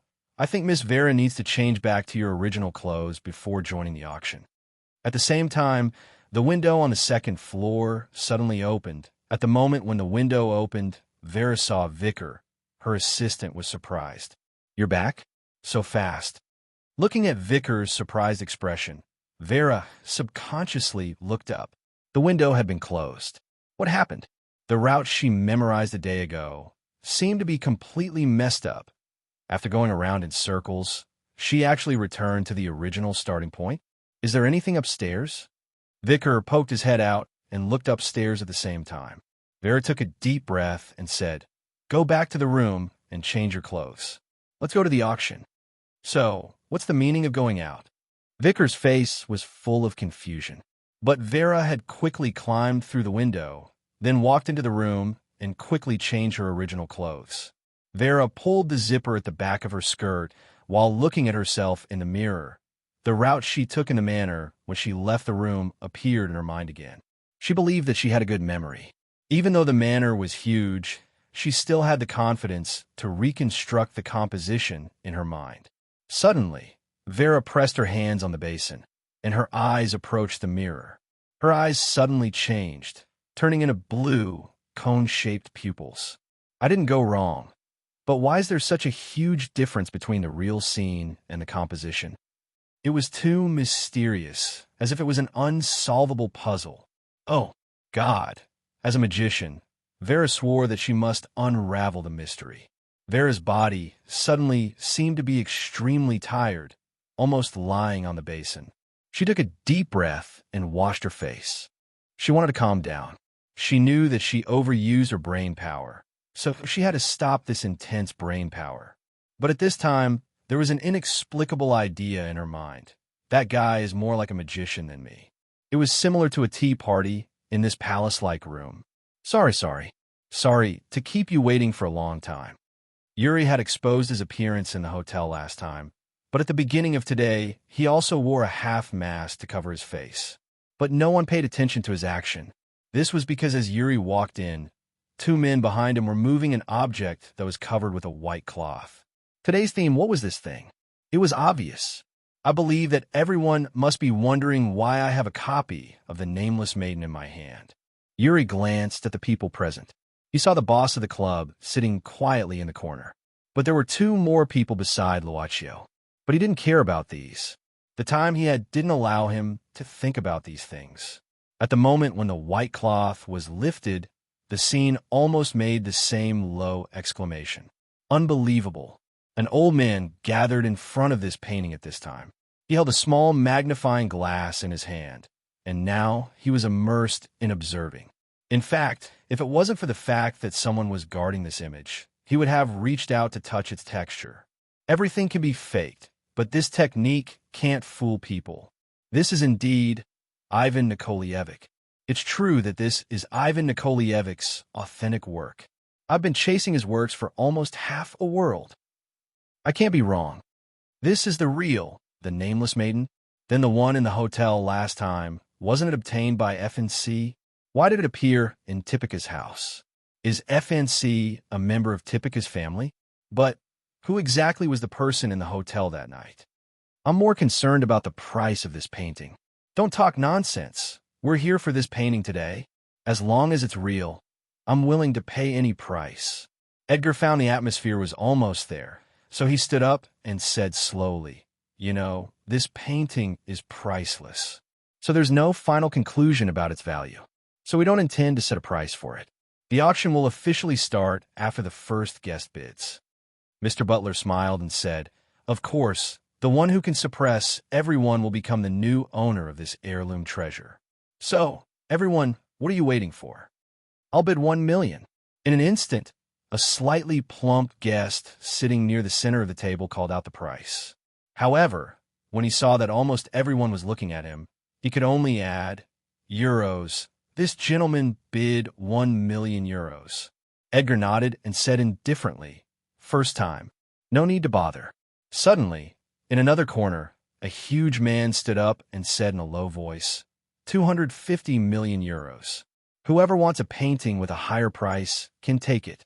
Chapter 286. 250 million. Crazy. How can you bid like this? Don't you know, even so far, the highest price in the world is Picasso's painting, which can reach more than 100 million, and it's only in US dollars. This was 2 times higher than the most expensive auction in the world. Some people couldn't accept this price at all, and a few people kept silent, as if they were hesitating. When Edgar was about to shout for the 3rd time, suddenly someone gritted his teeth and said firmly, 251 million euros. 260 million euros. FM said slowly with an unimaginably calm tone, which almost crossed his bottom line. Why did he need to take out such a huge fortune? He should have been the one who got the money, but now he had to pay the bill. More importantly, he clearly knew that the painting was fake, and what was worse, the real one had already been in his hands. You win. I hope you're really going to collect it. You can't sell at this price. Don't forget that this thing can't be exposed to the white light. The man snorted, but FM, who only wanted to end the battle quickly, didn't want to argue with him, but stood up. Edgar had finished the last sentence. 260 million euros, the 3rd time sold. Hearing the word sold, FM felt heartache, but he also felt relieved unexpectedly. Sir, our rule here is to pay first and then take the goods. Edgar said slowly, of course, please rest assured. After all, in front of so many guests, our Typica family won't do something that will damage our reputation. I hope so. FM snorted. Don't write a check, just transfer the money by electronic bank. Saying this, he took out a network key from his inner pocket. Buying a painting that he knew was fake for 260 million euros. He felt that he must be crazy. The money has been transferred. Edgar walked to Yuri at this time and whispered to him. Yuri nodded at this time, directly lifting the painting and walking to FM, handing it to him. Take it. If you drop it, there won't be a second one. You don't need to remind me. FM snorted. But at this time, Yuri suddenly stretched out his hand and quickly took off the bat mask on FM's face. What are you doing? FM was shocked, quickly stepping back. Yuri just squinted his eyes and said calmly, Nothing. I just want to let all guests know who got this heirloom treasure and congratulate him. Congratulations. Yuri stretched out his hand. You. FM's face suddenly turned ugly because he clearly heard some voices of discussion, the guests' voices. Isn't this FM? The nouveau riche from the mining area?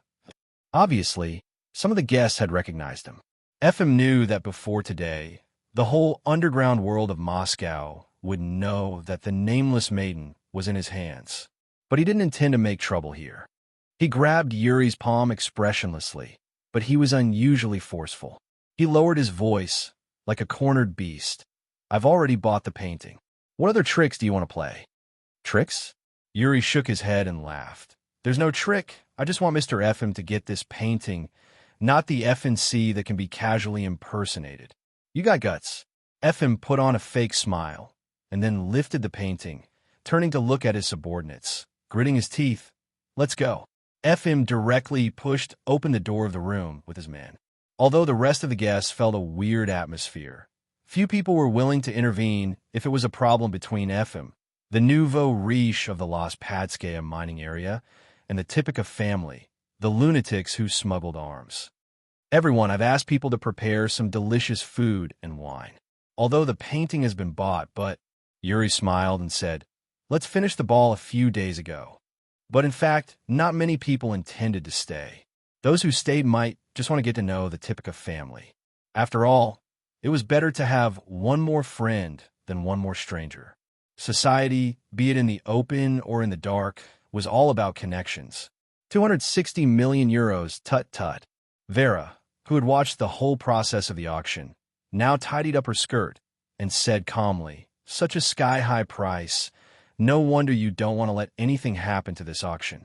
If she had known that this price would be reached, even if it was her, she wouldn't have let any accidents happen at the auction.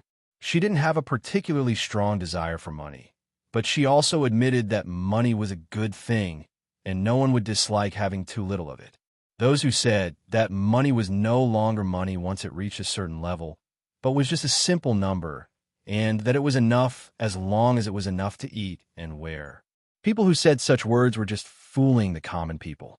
Let these people go to the slums and suffer some hardships. From luxury to simplicity, they would swallow all their words. "Miss Vera, are you going to stay for the following banquet?" Boss Luo didn't answer, and even skipped such a topic. "No, I don't like to stay with a guy who pretends to be mysterious," Vera said indifferently. "Now, I didn't destroy your auction, so I'll leave." That was what she said, and what she did. Then she directly pulled Vicar away. But until she felt that she had completely left this person's line of sight, Vera had a feeling of fear, as if the person behind her was a python that could devour people. Unconsciously, she was already wet.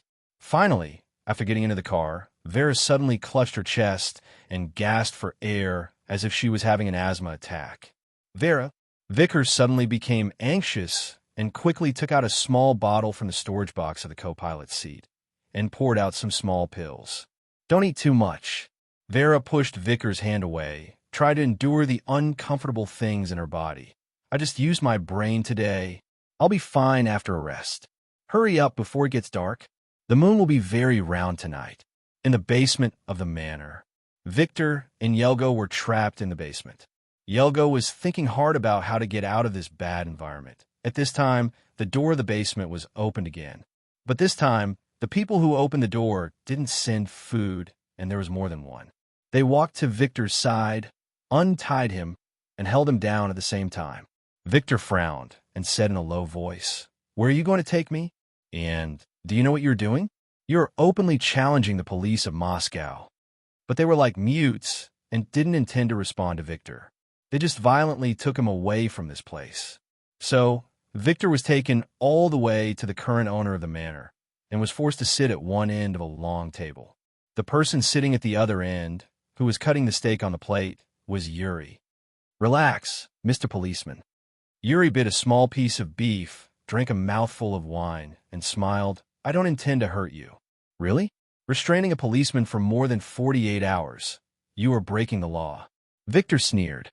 Although his current situation was bad, he was brought here. Here was the dining table, which meant that what would happen next might be something that could be solved through negotiation. He had to toughen himself up so that he could have a better grasp of the next conversation. "Breaking the law?" Yuri shook his head. He clasped his hands and said with a pious look, "Mr. Victor, you misunderstood me. I think I will be a good citizen. As for why, naturally, it is because I will provide clues to find the nameless maiden." "What?" Victor frowned. He suddenly couldn't figure out what this guy's plan was. Yuri suddenly clapped his hands at this time. His butler, Edgar, who had been standing beside him, turned away lightly and turned on the projector in the living room. "Look, there are some interesting things here." Yuri smiled. Victor patiently watched what was being played on the projector. First, he heard an angry voice. "What? You want to take a picture of this painting? That bitch really betrayed me." The scene suddenly changed. In a room where many people were wearing masks, it was still the man with the bat mask. His voice. 250 million euros. Whoever wants a painting with a higher price can take it.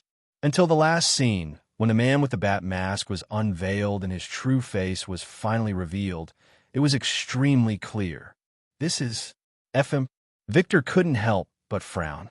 The reason why he could recognize FM was not only because he was a rich businessman, but more importantly, his identity was also a politician. "What do you want to do? I give these to you, and you help me to ruin FM's reputation. At the same time, you can also find the stolen painting. It's a great contribution." Victor sneered. "You want to use my hand to help you eradicate FM? You think I should wallow in a mire with you? I help you just to catch a bastard, and then let another bastard come out. In that case, I'm afraid, Mr. Victor, even your partner can't get out of this manor." Yuri said with a little pity. "Oh, by the way, Mr. Victor, do you have a family? Parents, wife, and children?" Bang! Victor angrily slammed his hands on the table and suddenly stood up, but was immediately pressed down by the two men behind him. He couldn't help gnashing his teeth. "You're a bastard." Chapter 287. "Mr. Victor, don't you need our people to send you back? You know, it's a long way from here to downtown." In front of the manor, Edgar looked at Victor and asked, "No, I'll be suffocated if I stay with you for one more minute." Victor gritted his teeth. He had been very discontented since he walked out of that room. He didn't even want to be nice to everyone in this manner, because he had to accept the condition of the manor owner. Edgar seemed to be used to this kind of scene, so he didn't show any dissatisfaction on his face. He smiled and said, "Mr. Victor, please rest assured. We'll take good care of Mr. Yelgo when you're not here." Victor didn't say anything. He just turned around silently and walked to the road leading to downtown. It seemed to be the only way to go. "Sir, Sheriff Victor has gone back." When Edgar returned to the manor, Yuri was sitting alone on the sofa in the study with his eyes closed. At this time, he slightly nodded and suddenly asked, "By the way, where are my 2 guests?" "2 guests?" Edgar was stunned for a moment and asked curiously, "Sir, who are the 2 guests you're talking about?" Yuri slowly opened his eyes and glanced at Edgar's expression. There was only doubt on the old man's face. Did he forget again? It was just like when he woke up in this manner for the first time. Those 2 people, the man and the woman, seemed to not exist, but in the whole manor, only Yuri himself knew that this time he seemed to be controlled by the man and the woman. "Nothing. I may have remembered something wrong." Yuri shook his head and took a deep breath. "Go and ask Miss Anna to come here." "Yes, sir." Anna was taken to the door of the room. Edgar just made a gesture of please at this time. He didn't open the door for Anna, but just stood there. Anna frowned, seeming to want to let her go in by herself. She hesitated for a moment, then calmly pushed the door and entered. Yuri was sitting on the sofa, seemingly for some time. Did he fall asleep? Anna closed the door. Since Yuri invited her to accompany him to paint last time, they didn't have any contact during this time, although she knew that Yuri lived in this place. Anna narrowed her eyes and subconsciously made her footsteps as light as a house cat as she slowly approached. All of a sudden, Yuri raised his head and opened his eyes as if he had just woken up from a dream. "Are they here?" "Sorry, I'm a little tired, so I took a nap." "Nothing." Anna stopped in her tracks. She turned her eyes and smiled. "I saw the guest cars leaving the manor. It seems that your auction has been a success. Congratulations.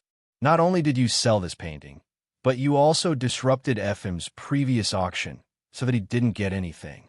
Next, as long as you spread the news that this painting has been sold, the real painting in Efim's hand will be even more shady and difficult to sell."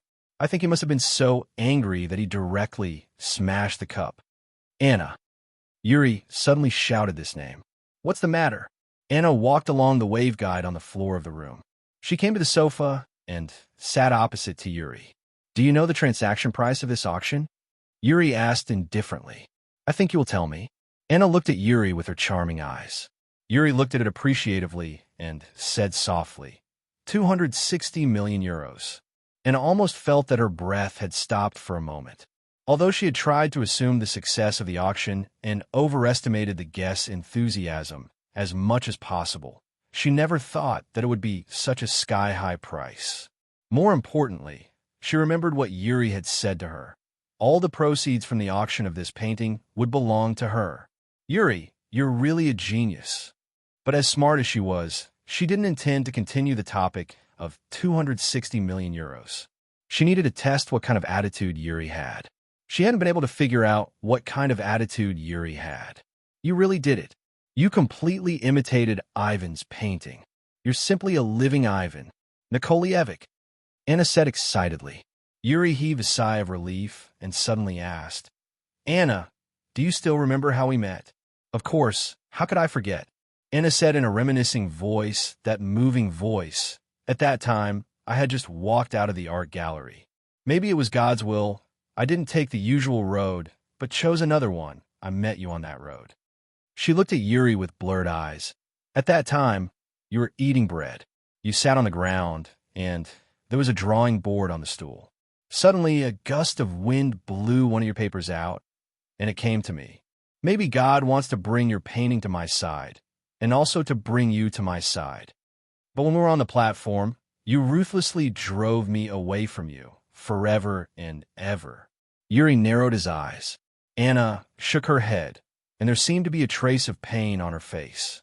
She didn't intend to refute, but just looked at Yuri with complex eyes. Her eyes were like a whirlpool, as if there were thousands of words that couldn't be said in detail. Finally, she just said in a low voice, "I'm sorry." Here's 10 million. But in the next moment, Yuri took out a check from his pocket and pushed it on the table in front of Anna. He said indifferently, "You attacked me at the station, and I lied to you this time. Let's call it even. 260 million. I can't give you that." Looking at the change of expression on Anna's face, Yuri shook his head, stood up, and walked towards the door, saying while walking, "Where do you want to go? Just tell my steward, and the driver will send you away. Oh, by the way," at the moment when the door was opened, Yuri turned back. "You shouldn't study oil painting appraisal. I think it's more suitable for you to study acting." Anna sat there, motionless. She slowly retracted her angry gaze, took a deep breath, and said, "Is that so? I'll think about it. Then goodbye." Yuri closed the door. There were painful cries, smashing sounds, and the sound of something hanging on the wall and floor.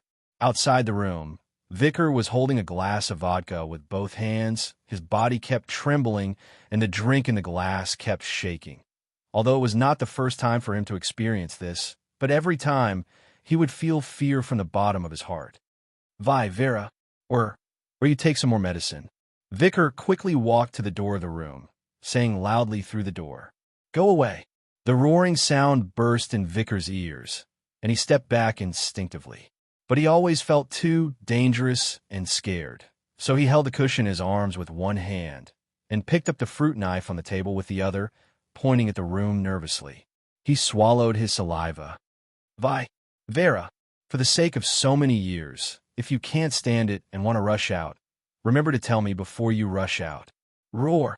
The inhuman roar suddenly sounded, and Vicar was so scared that he sat down on the ground. But after this sound, there seemed to be no movement in the room. Vicar swallowed his saliva, thinking that he'd better wait for a while. In the room, Vera had already collapsed on the ground. The light was not turned on, and even the curtains were closed, making the room completely dark. But at this time, the table lamp in the room suddenly lit up. The orange light shone out, showing the figure lying on the ground completely. She was Vera. She fell to the ground, her body curled up, and there was not a single piece of clothing on her. She seemed to have fainted. Round beads of sweat were hanging on the thick hair on her body, like a cat that accidentally fell into the water and got wet. And the silver, wet hair was gradually disappearing from Vera's arms, thighs, abdomen, and even her face, where it was shrinking back. As for the club boss who turned on the table lamp for this room, now he and Miss Maid carefully observed the slowly shrinking furry tail that came out from Vera's back. Yui said that this was a wolf's tail. Chapter 288. Finally, the furry tail disappeared from Vera's body. This seemed to be the final sign. Except for her hair and eyebrows, there was no extra hair on her body. Her whole body had become unusually smooth. Vera curled up on the cold floor. In fact, the floor was already wet with her sweat. Luocio looked at the room at this time. There were many crisscrossing cracks on the walls and the floor. Some of them were even as dense as a fishing net. "Is this a werewolf?" Luocio, who saw this kind of thing for the first time, was very interested. Just like the first time he met a monster, he also had a curious expression. When he was still in the manor, Luocio felt a little strange. That was when Vera went out of the window and met the wolfhounds in the manor. Although these wolfhounds did surround Vera, they didn't bark from beginning to end. Instead, they bared their teeth and tightened their bodies as if they were facing a formidable enemy. As for Vera's compromise with him later, it was not so much out of fear, but the feeling of it was better this way. As for after the auction, although she was calm, Boss Luo had seen a lot of people recently. He also saw a hint of anxiety in the eyes of this handsome magician, and a touch of whiteness on her lips. Miss May crossed her arms and thought for a moment. Vera? Taktakenov. Although there are many people who use this surname in Russia, looking at the change of Miss Vera just now, I think there's only one family. Yui looked at Luocio and whispered, "Master, I think Miss Vera should be the princess of the Taktakenov family, the biggest mafia in Russia." Luocio walked back and forth in the room, walking around Vera on the ground, then looked up. "A werewolf family? It's a very old family, but there are very few werewolves in existence. Basically, they are scattered all over the world. Miss Vera's family is one of a kind. Yu whispered, "The Takhtakanov family belongs to the descendants of the ancient Turkic people. In ancient times, they worshipped the wolf totem. Although she only had a history of 300 years as a maid, Luocio always felt that Yu was like a living dictionary. Luocio felt that Miss Maid had a good attribute, so he was in a good mood. He nodded and said, "The guy outside just now said that she needs to take some medicine. Maybe she will feel better." Maybe. Can the werewolf transformation be controlled by medicine? Yu thought for a moment and said, "No. An adult pure-blood werewolf can control their transformation even when there is a full moon. Although their temper will become very irritable when there is a full moon, and they can easily lose control because of some small things, at least they can barely maintain their transformation." Yu looked at Vera on the ground and said indifferently, "But she seems to be in too much pain. I think there might be some problems in her bloodline, and the so-called medicine should be to help her suppress the transformation of the night. But I'm afraid that the medicine has a lot of side effects, so she would rather suffer a little and endure it by herself than to eat too much." But Yu pondered for a moment, stretched out her finger, and touched Vera's forehead lightly, then said slowly, "I'm afraid she can't hold on much longer. This body is about to reach its limit, and it will probably collapse soon." Luocio nodded and then waved his hand to let Vera, who was curled up on the ground, float up and slowly land on the bed, pulling the quilt over her. Her body, which had returned to its original appearance, was covered just like that. Luocio stretched out his hand again, and the remote control of the air conditioner that was smashed by Vera when she went crazy flew into his hand. After turning on the air conditioner and setting it to automatic mode, Luocio looked at Yu and smiled. "Is there any place suitable for taking a walk at night? Is the riverside okay?" Luocio smiled and followed her advice. Before leaving, Boss Luo gently put a black card beside Vera's pillow. As Anna once said to Yuri, Efim was smashing cups in his fortress. Many cups and glass fragments were scattered all over the ground. The door of the elevator suddenly opened. Looking at the glass fragments on the ground, his subordinate nervously walked to Demon Efim's side. "Boss, Miss Anna is back." "Anna?" Efim turned back. With his hands on his waist, he didn't look approachable. "Really? Let her come up." When the elevator door opened, Anna first looked around the elevator door, as usual. She found that there weren't two people to scan her, as usual. But she still walked in.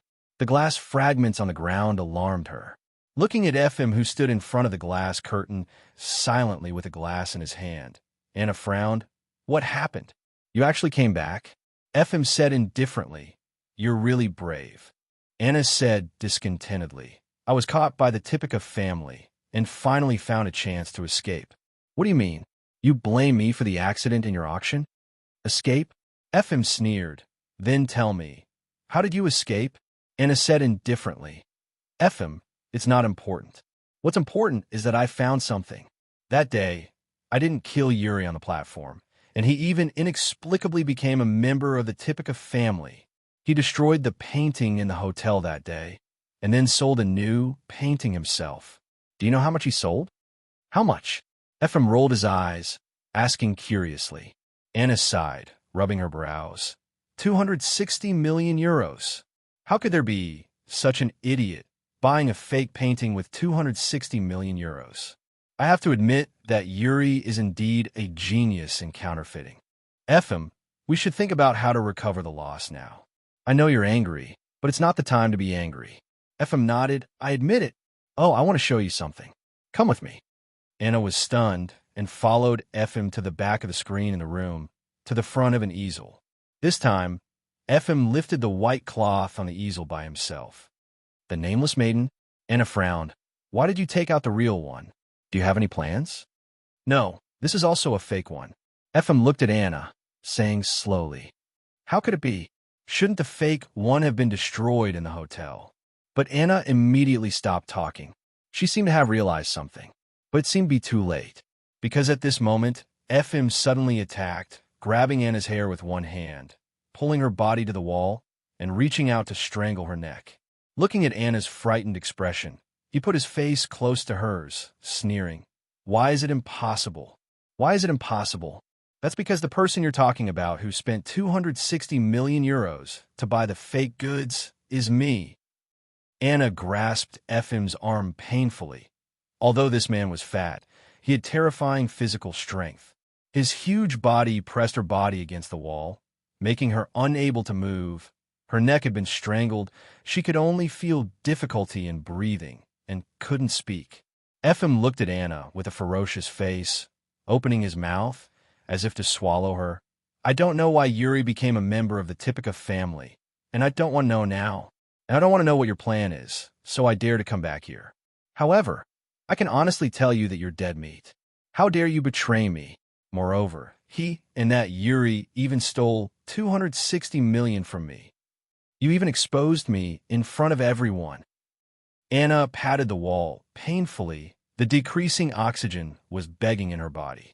She felt that her sight began to dim slowly, and the laryngeal bone in her neck seemed to be crushed at any time. She recalled the conversation she had with Yuri before she left the manor. He didn't tell her that the person who bought the painting was Efim. He even said to her, so goodbye. It turned out to be this goodbye. Boss? What's the matter? Efim sat quietly and took a sip of wine, but he didn't say anything. He just pointed at the corner of the wall. There, Anna had fallen to the ground, motionless, and her body had even turned cold. Boss, I see. I'll deal with her. The subordinate nodded. Suddenly, a phone call was made. Chapter 289. What Efim was most worried about happened, and it happened on the same day. He suddenly had a feeling that he was caught in a big net woven for him. Ever since his identity had been exposed in the manor, he had felt uneasy. And at this moment, when a police car came downstairs, this feeling reached its peak in an instant. Did he say, what's the matter? No. The man said quickly, he just showed his ID and showed his identity, saying that he has something important to see you. But I think he's in a hurry. Efim pondered for a while, nodding. Let him wait for me downstairs. I'll come down after I change my clothes. Understood. The man nodded.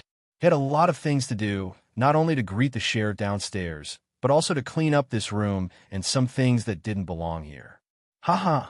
Sorry, I'm taking a shower. Because I'm used to going to bed after 10 o'clock. Sorry to keep you waiting. Efim, who had changed his clothes, came downstairs at this time. He looked at the sheriff in front of him. The man said that he had verified his ID, so there was no problem with his identity. Hello, Mr. Efim. I'm Victor. Sorry to bother you so late night. Victor nodded, suddenly approaching Efim.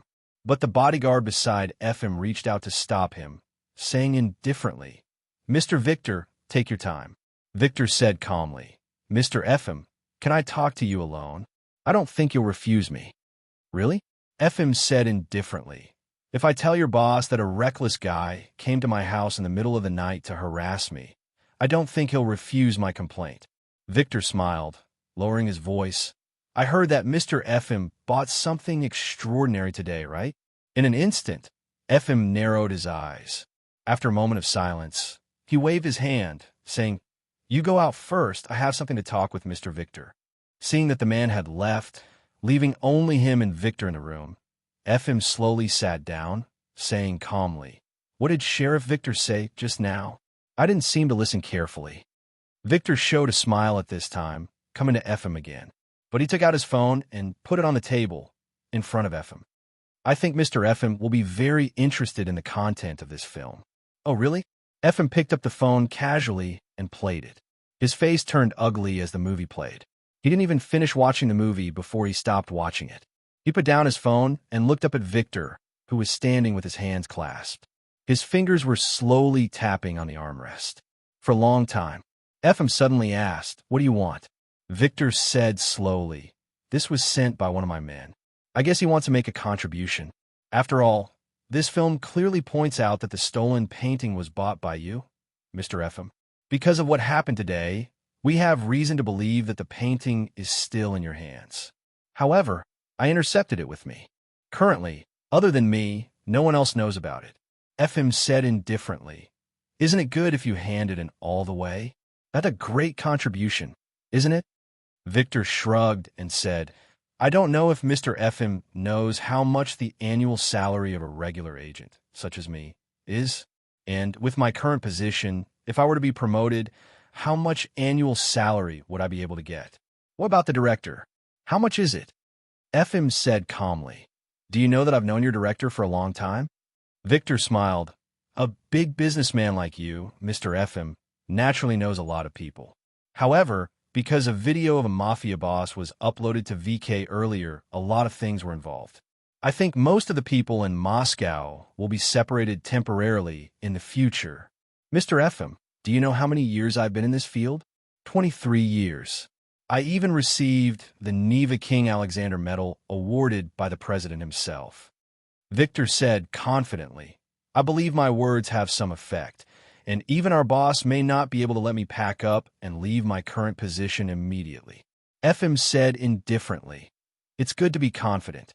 In addition, I admire your courage to come to me alone. Not bad, not bad. I like to cooperate with people with courage. I'll buy this film. Give me a price you like. Victor said, Mr. FM, do you think it's okay to just buy this film? What do you want to say? Victor said, I don't believe that a newbie under me who just graduated not long ago can get his hands on this video. Mr. FM, have you offended anyone recently? FM patted his palm on the armrest and stood up. Mr. Victor, thank you for bringing me this news. But I'm a businessman. I like a straightforward way of talking. Victor said indifferently, Our director is not clean. He may step down at any time. I think Mr. FM will need a more stable and younger partner. Is this your purpose? FM squinted. I've received the Neva King Alexander Medal, but I can only stay in a small office. Don't you think it's a pity, Mr. FM? Victor approached FM and whispered, Someone wants to deal with Mr. FM. I think Mr. FM also needs more helpers, don't you? Why should I believe you? FM sneered. Victor shrugged. Time will prove it to me. Our boss's situation is not good recently. Maybe it won't be long. In short, I know this film will only be in my hands. However, I think the person who leaked it may do something if he doesn't hear anything from us. This is my business card. Mr. FM can contact me if you need. Watching Victor take back the phone and walk towards the door, FM suddenly said when he was about to open the door, Wait. Anything else? FM took out a checkbook from his clothes, signed his name, and tore off a blank check. Write a number that you think is nice. I can't let you feel that you've come here for nothing. Victor reached out and held the check, waving his hand. Then, I'm looking forward to your call, Mr. FM. Boss, what did that stinky policeman say? The man who had become Victor's confidant several years ago came back, looking at FM, who was meditating. FM said it briefly, and the confidant frowned. Boss, it seems that the Typica family wants to deal with you on purpose. However, they didn't expect that they would be stuck when it came to Victor. This guy was also an ambitious person. It seems that he wants both money and power. But FM suddenly said, Do you think Victor has no problem? The confidant thought for a while and said, But he has no reason to come to you directly with such important evidence, which is a serious violation of the Army's record. If he feels that this is a chance to make a meteoric rise, I think he may take the risk. In my opinion, it's a pity that a person who can get the Alexander of Neva Medal is still working in a small inspector's office. FM was silent for a while, and suddenly said, Have the things been cleaned up? The garbage has been loaded and taken away by the garbage truck. The confidant looked at the time on his wrist and said indifferently, It should be burned soon. FM nodded and then said slowly, Book me a ticket to Italy for the next week. I want all the time slots. At 9:05, Miss Anna entered the building. At 9:19, Victor also came to FM's building. At 9:30, someone threw a big black bag onto the garbage truck. At 9:50, Victor left the building. At 11:40, Miss Anna still hasn't appeared. Boss, I think the big bag on the garbage truck should be. Yuri waved his hand to stop the man sitting next to the driver. He just opened the window of the car, watching a garbage truck parked on the roadside from a distance. Two men in garbage collection uniforms moved a big black bag down, sprinkling gasoline on it and burning it on the spot when no one was there at night. He looked at the flame covering the whole bag, and looked at the ashes and finally closed his eyes slowly. Finally, he said, Drive. The black caravan left the road, and the garbage truck also drove away quietly. Then the wind blew away the ashes. Maybe there would be no trace left tomorrow. Voices. Later, a canal was built to connect the Moscow River and the Volga River, so that it can lead to 5 different sea areas, so the river transportation has become more developed. 5? Yes, master. They're the Black Sea, the White Sea, the Caspian Sea, the Baltic Sea, and the Azov Sea. Ah. He seemed to sigh with emotion and said gently with a smile, "It seems that I don't need the search engine anymore." She heard voices. A man's voice and a woman's voice, as if they were chatting. So she opened her eyes, but there was only darkness and stuffy in front of her. She seemed to be trapped in a narrow space. She struggled for a few times and finally found the exit to leave this narrow place, a zipper. She pulled open the zipper, broke free from the big black bag, and breathed the fresh air. By the river, the evening lights of Moscow were flickering, dotting the river like a river of stars. A man and a woman were pointing to the river bank, whispering something. She remembered that she seemed to have seen the figures of these 2 people. When she was suffocating, she seemed to have heard the man's voice. "Customer, do you need anything?" Chapter 290. Anna slowly walked to the man and woman on the riverbank. Only when she got close enough did she see the appearance of the man and woman clearly. A very young man and woman. When they turned around and looked at Anna, she said subconsciously, "Did you save me?" But when she finished this sentence, she immediately paused with a surprised look on her face. Anna found that her voice was like the sound of wind through the broken glass. Hoarse, broken, and some of the syllables were even directly distorted into unknown sounds. She subconsciously reached out her hand to touch her throat. Anna tried hard to make herself complete, but it didn't seem to work. Finally, she heard the answer that made her feel unimaginable. "I think, Miss Anna, you better not try." The young man with an oriental face in front of her slowly said, "Although we came immediately after hearing your call. It's a pity that you were in a bad state at that time." Luaccio tried to explain in words that Anna could understand. "Let's put it this way. At that time, Miss Anna's throat had been broken and she was dying. Well, we kept you in this state for the time being." Anna opened her mouth as if she still couldn't understand the meaning of this paragraph. Luaccio had to make it simpler. That is to say, when you get rid of this state, you will immediately welcome death. Anna didn't know what the so-called state was, but she clearly touched the state of her neck. The bones here had been broken. If others were to look at this place, they would think that this place was very strange. She was silent for a long time, and finally squeezed out the words with difficulty. "How long?" Luaccio said indifferently. "Of course not too long. The guest is in the protection mechanism of the transaction, so she can maintain this state. But if the time is too long, it will disappear automatically. Please don't misunderstand. We're not giving you any consideration, but we need to consume a little bit to maintain your state. I think since Miss Anna has woken up, then half an hour. Is it enough for you to consider? By the way, Miss Anna will be completely dead after half an hour, so our judgment is, I'm afraid that you can't take out any more valuable transaction fee, except your own soul." Anna fell silent after hearing this. She took a few steps forward, walked past Luaccio and Yuyi, and came to the position closest to the river. She gazed at the night view across the riverbank, lost in thought. When there were only 5 minutes left, she slowly turned around and silently looked at the young man. She still didn't speak, but having experienced such a miraculous scene, she subconsciously felt that this person might be able to understand her meaning. The club's boss still followed his duty to guide the guests. Luaccio said slowly, "Is this really okay? Miss Anna, what I can tell you is that what you want to ask is not something that we Initya Hell Guards can provide you. It will subtract some of the value of the transaction fee you hold.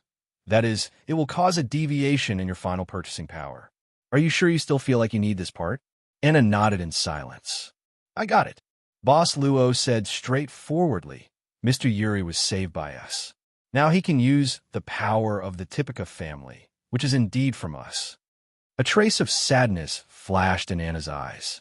She seemed to be able to guess the final answer, but she still had a longing look. She still chose to listen to it. "The content of the transaction between Mr. Yuri and us is Lucio said softly. He hopes to gain the power of revenge. For this, he only has 1 month left to live. Now, there are about 27 days left. Anna finally closed her eyes, taking a deep breath. Her instinct, even though she clearly felt that the air was blocked at her neck after entering her respiratory tract. This seemed to make her more uncomfortable. However, her tear ducts were still working well. Finally, she opened her eyes again. Her gaze was completely dim under the shroud of water vapor. In the end, she forced herself to reveal a smile that was even uglier than crying. With her hoarse, broken, and terrifying voice that sounded like that of the oldest witch, she said with a strong sense of hatred, "We shouldn't." Here, Lucio said indifferently. This part of the cost has been recorded. Miss Anna, do you want to buy anything else? When the last 5 minutes were exhausted, Anna said with difficulty, "Let it end." As you wish. Lucio smiled. My guest. It was past midnight. This was probably the most difficult night for FM to fall asleep in recent years. Dressed in his pajamas, he sat alone in the cold living room, fiddling with the knife in his hand. This knife was like his mascot. It had accompanied him in his rise to power, and it could even be said to have played an extremely crucial role. He was 14 years old and killed for the first time. He still felt uneasy, as if it was the first time he stabbed someone with a knife when he was 14 years old. Of course, he preferred it to be because of this, rather than because of the current situation. This made him feel that things were not under his control. It was a denial of his ability. FM picked up the landline next to him. After waiting for a moment, he heard a slightly tired voice. "Old man, you seem to have contacted me the day before yesterday. So diligent, what's the matter?" FM said slowly. "There's a man called Victor. Is he one of your men?" "Victor?" The voice at the other end of the phone sounded surprised, asking, "He is indeed. Why, did he offend you?" FM said indifferently, "Nothing, but my men told me that a man called Victor caused a lot of trouble and affected a lot of business these days." "Really?" The person at the other end of the phone sighed. "I'm afraid it's because of what happened recently. Old man, this guy is qualified to be a workaholic. Believe me, he's not against you.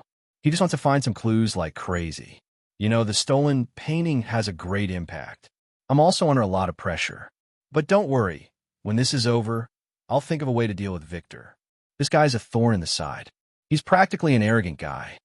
FM suddenly said, "Oh, from what you said, it seems that you, the boss of the police station, can't deal with a small inspector." "I can't help it. Victor is a very senior guy and has won a national medal. He's not a guy that can be casually cut off. Besides, I've been a little trouble recently. I don't want to make more trouble at this time. Old man, with your connections and information channels, haven't you heard any news about this painting? I think you should be able to help me." FM narrowed his eyes, smiling. "Old man, don't worry. I don't want to see your situation become worse. These 2 days, I'll let my men pay attention to this matter. If there's any news, I'll inform you at once." "Thanks a lot, old man. We're good partners after all." FM then hung up the phone. When he put down the phone, he nailed the knife in his hand to the table and sneered. It seems that this old man is no longer useful, so he picked up the phone again. His wife was still in the holiday house in the suburb. When he came back in the middle of the night, Victor talked with his wife on the phone. This was the most relaxed moment for Victor these days. He quietly lay on the bed in his downtown apartment, looking at the ceiling. Suddenly, the phone rang. It was a strange number, but obviously, the voice from the phone was familiar. "Mr. Victor, it's me." Chapter 291. The sun shone through the curtain and lit up the room. Vera's eyelids trembled slightly, then she opened them. She breathed the air of a new day. Although she still felt a little bad, she seemed to be in a good mood at the moment. When she sat up and stretched herself, she saw a small black card on the side of the pillow. It was like the size of the card she used to make the car magic. Vera frowned. She didn't remember ordering such a prop, but she didn't care too much about it. She had survived another full moon night. To her, this was something that could make her happy for a whole month. Then, when the next full moon came, she would be happy. So she picked up the black card with her fingers, subconsciously treating it as a poker card, and threw it out. The black card flew out and hit the wall, then slid down along the wall and became one of the many sundries in the room. Vera looked at the current state of the room, shaking her head with a wry smile. She didn't want to get into trouble, so she was afraid that before leaving this rented place, she would find someone to repair the damaged parts of the room. Vera got off the bed and walked out of the room with the quilt covering her body. The first thing she saw was Vicar. Vera shook her head, watching Vicar find a stool and sit 2 meters away from the door, facing her. He also held a fruit knife in his hand. As for now, he was dozing off. Vera walked over, lifting the stool with her foot. The vibration made Vicar wake up at once. The fruit knife in his hand fell to the ground with a clatter. Vera, you wake up. Are you all right? Vicar quickly stood up. Vera whispered, I think I will be better if I can have a delicious breakfast. Oh, wait a minute. As long as you can eat, I will give you all the food in the fridge. Vicar said with an exaggerated expression. As long as you don't eat me. Vera rolled her eyes. Then she started to count her fingers. When she counted the 3rd finger, she gave it to Vicar. By the way, did you put me on the bed? Vera turned on the TV and then asked Vicar, who was making breakfast. How dare I? Vicar shook his head. You know how to climb to the bed this time? Vera shook her head. I forgot, probably. Vera was absent-minded for a moment. She seemed to remember that the last place she fell was the floor, and vaguely, did she hear any strange sound? After breakfast, Vera directly looked at Vicar. Get your tools ready. Tonight, I will go to FM's fortress to have a look. Today? Vicar was stunned. Are you sure? You need rest now. I'm recovering very well. I should be able to fully recover by noon. Vera said indifferently. Although I'm not complete, at least I'm better than an ordinary person. Let's take it as a relaxation. Boss, Mr. Vicar. His henchman sent him to the floor. The moment the elevator door opened, FM's appearance appeared in Victor's sight. Ha ha! My dear Vicar, I've been waiting for you for a long time. His hearty laughter was like seeing an old friend he hadn't seen for many years. The sincere smile on FM's face even gave Vicar an illusion that this was his old friend for decades. There are too many things in the police station. Forgive me, I can only come at this time of the night. Vicar also smiled. FM stepped forward and gave him a big hug, then put his hand on Vicar's shoulder and let him in, saying enthusiastically, I just opened a bottle of good wine. I bought it from Sotheby's in Italy last year. You must taste it. Really? Vicar said with a smile. Then I really need to taste it, or I'm afraid I won't have a chance in my life. Ha ha! FM laughed. No, you'll have a lot of chances in the future. As long as you like, you can not only taste these good wines, but also become one of the buyers. Vicar smiled without saying anything.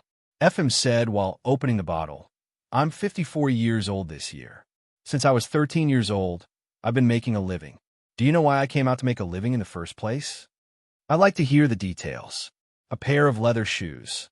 FM recalled, the economy at that time was not like now. The whole country was engaged in the military. The military was developed, but other fields also collapsed. I was still in school in the winter, you know? I could only wear a pair of worn-out boots, and was the object of ridicule of the whole class. So from then on, I swore that as long as it's something I want, I'll try my best to get it. Vicar said indifferently, Mr. FM now has a wealth that ordinary people can't imagine. FM laughed. Come on, let's drink. Don't talk about those unpleasant things. After drinking, let's talk about something else. Vicar squinted. Mr. FM, aren't you too happy today? Please don't forget that you're not in a good situation now. No, the worse the situation, the bigger the profit behind it. FM patted Vicar's shoulder. Come with me. He led Vicar to the central area of the living room. A painting of the nameless maiden was quietly placed on the table in the central area. It was lying flat. As a Muscovite, I think you must know what this painting is, right? FM said with a smile. Vicar glanced at it, nodded, and then sighed. A painting of 260 million euros. This world is crazy. But, Mr. FM, you let me see this painting. Is it just to show off to me? No, I'm going to give this painting to you.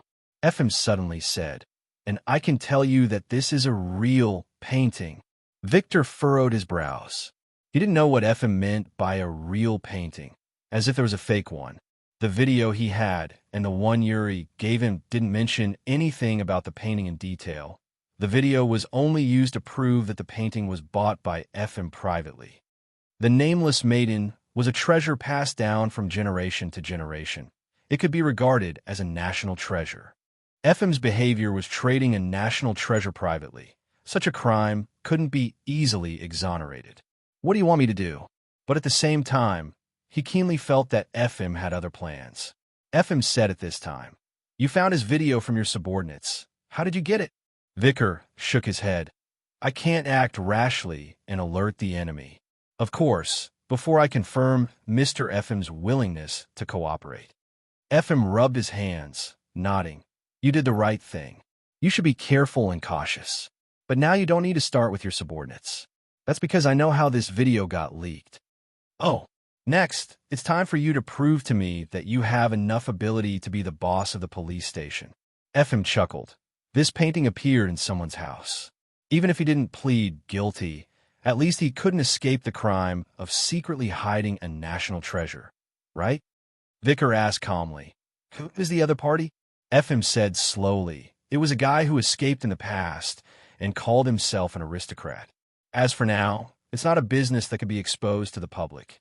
In the past 10 years, this family started to develop a new business by smuggling private armies. They were supposed to hide in Morocco, but for some reason, they came to Moscow recently. You know how developed the river transportation in this city is. Vickers seemed to have thought of FM's plan. It was as he had expected. Chapter 292. Victor didn't respond in a hurry, but pondered for a while. "But I'm afraid you can't recover your loss." He was referring to the deal that FM made with a sky-high price. FM sneered. "This is just the first step. After that, I'll have a plan." Victor said slowly. "It seems that Mr. FM's intention is not only to take revenge on the heir of the Tipica family." FM put his arm around Victor's shoulder intimately, taking him to the front of the glass curtain wall in the building. Looking at the scenery outside, a sense of arrogance was emitted spontaneously. He smiled confidently with the tone of a successful man. "There's nothing that can't be done in this world. It's just that you haven't thought of it yet. Why are most of the capable people in the world mediocre all their lives? That's because they haven't thought of it, or dare not think of it, or dare not do it. For example, He looked at Victor. "You've been in the profession for so many years. Why are you still a small inspector? You obviously have enough ability. But obviously, you can think of it and do it now. And, with my support, your life will be wonderful in the future." Victor smiled gratefully. He reached out his hand, looking at FM.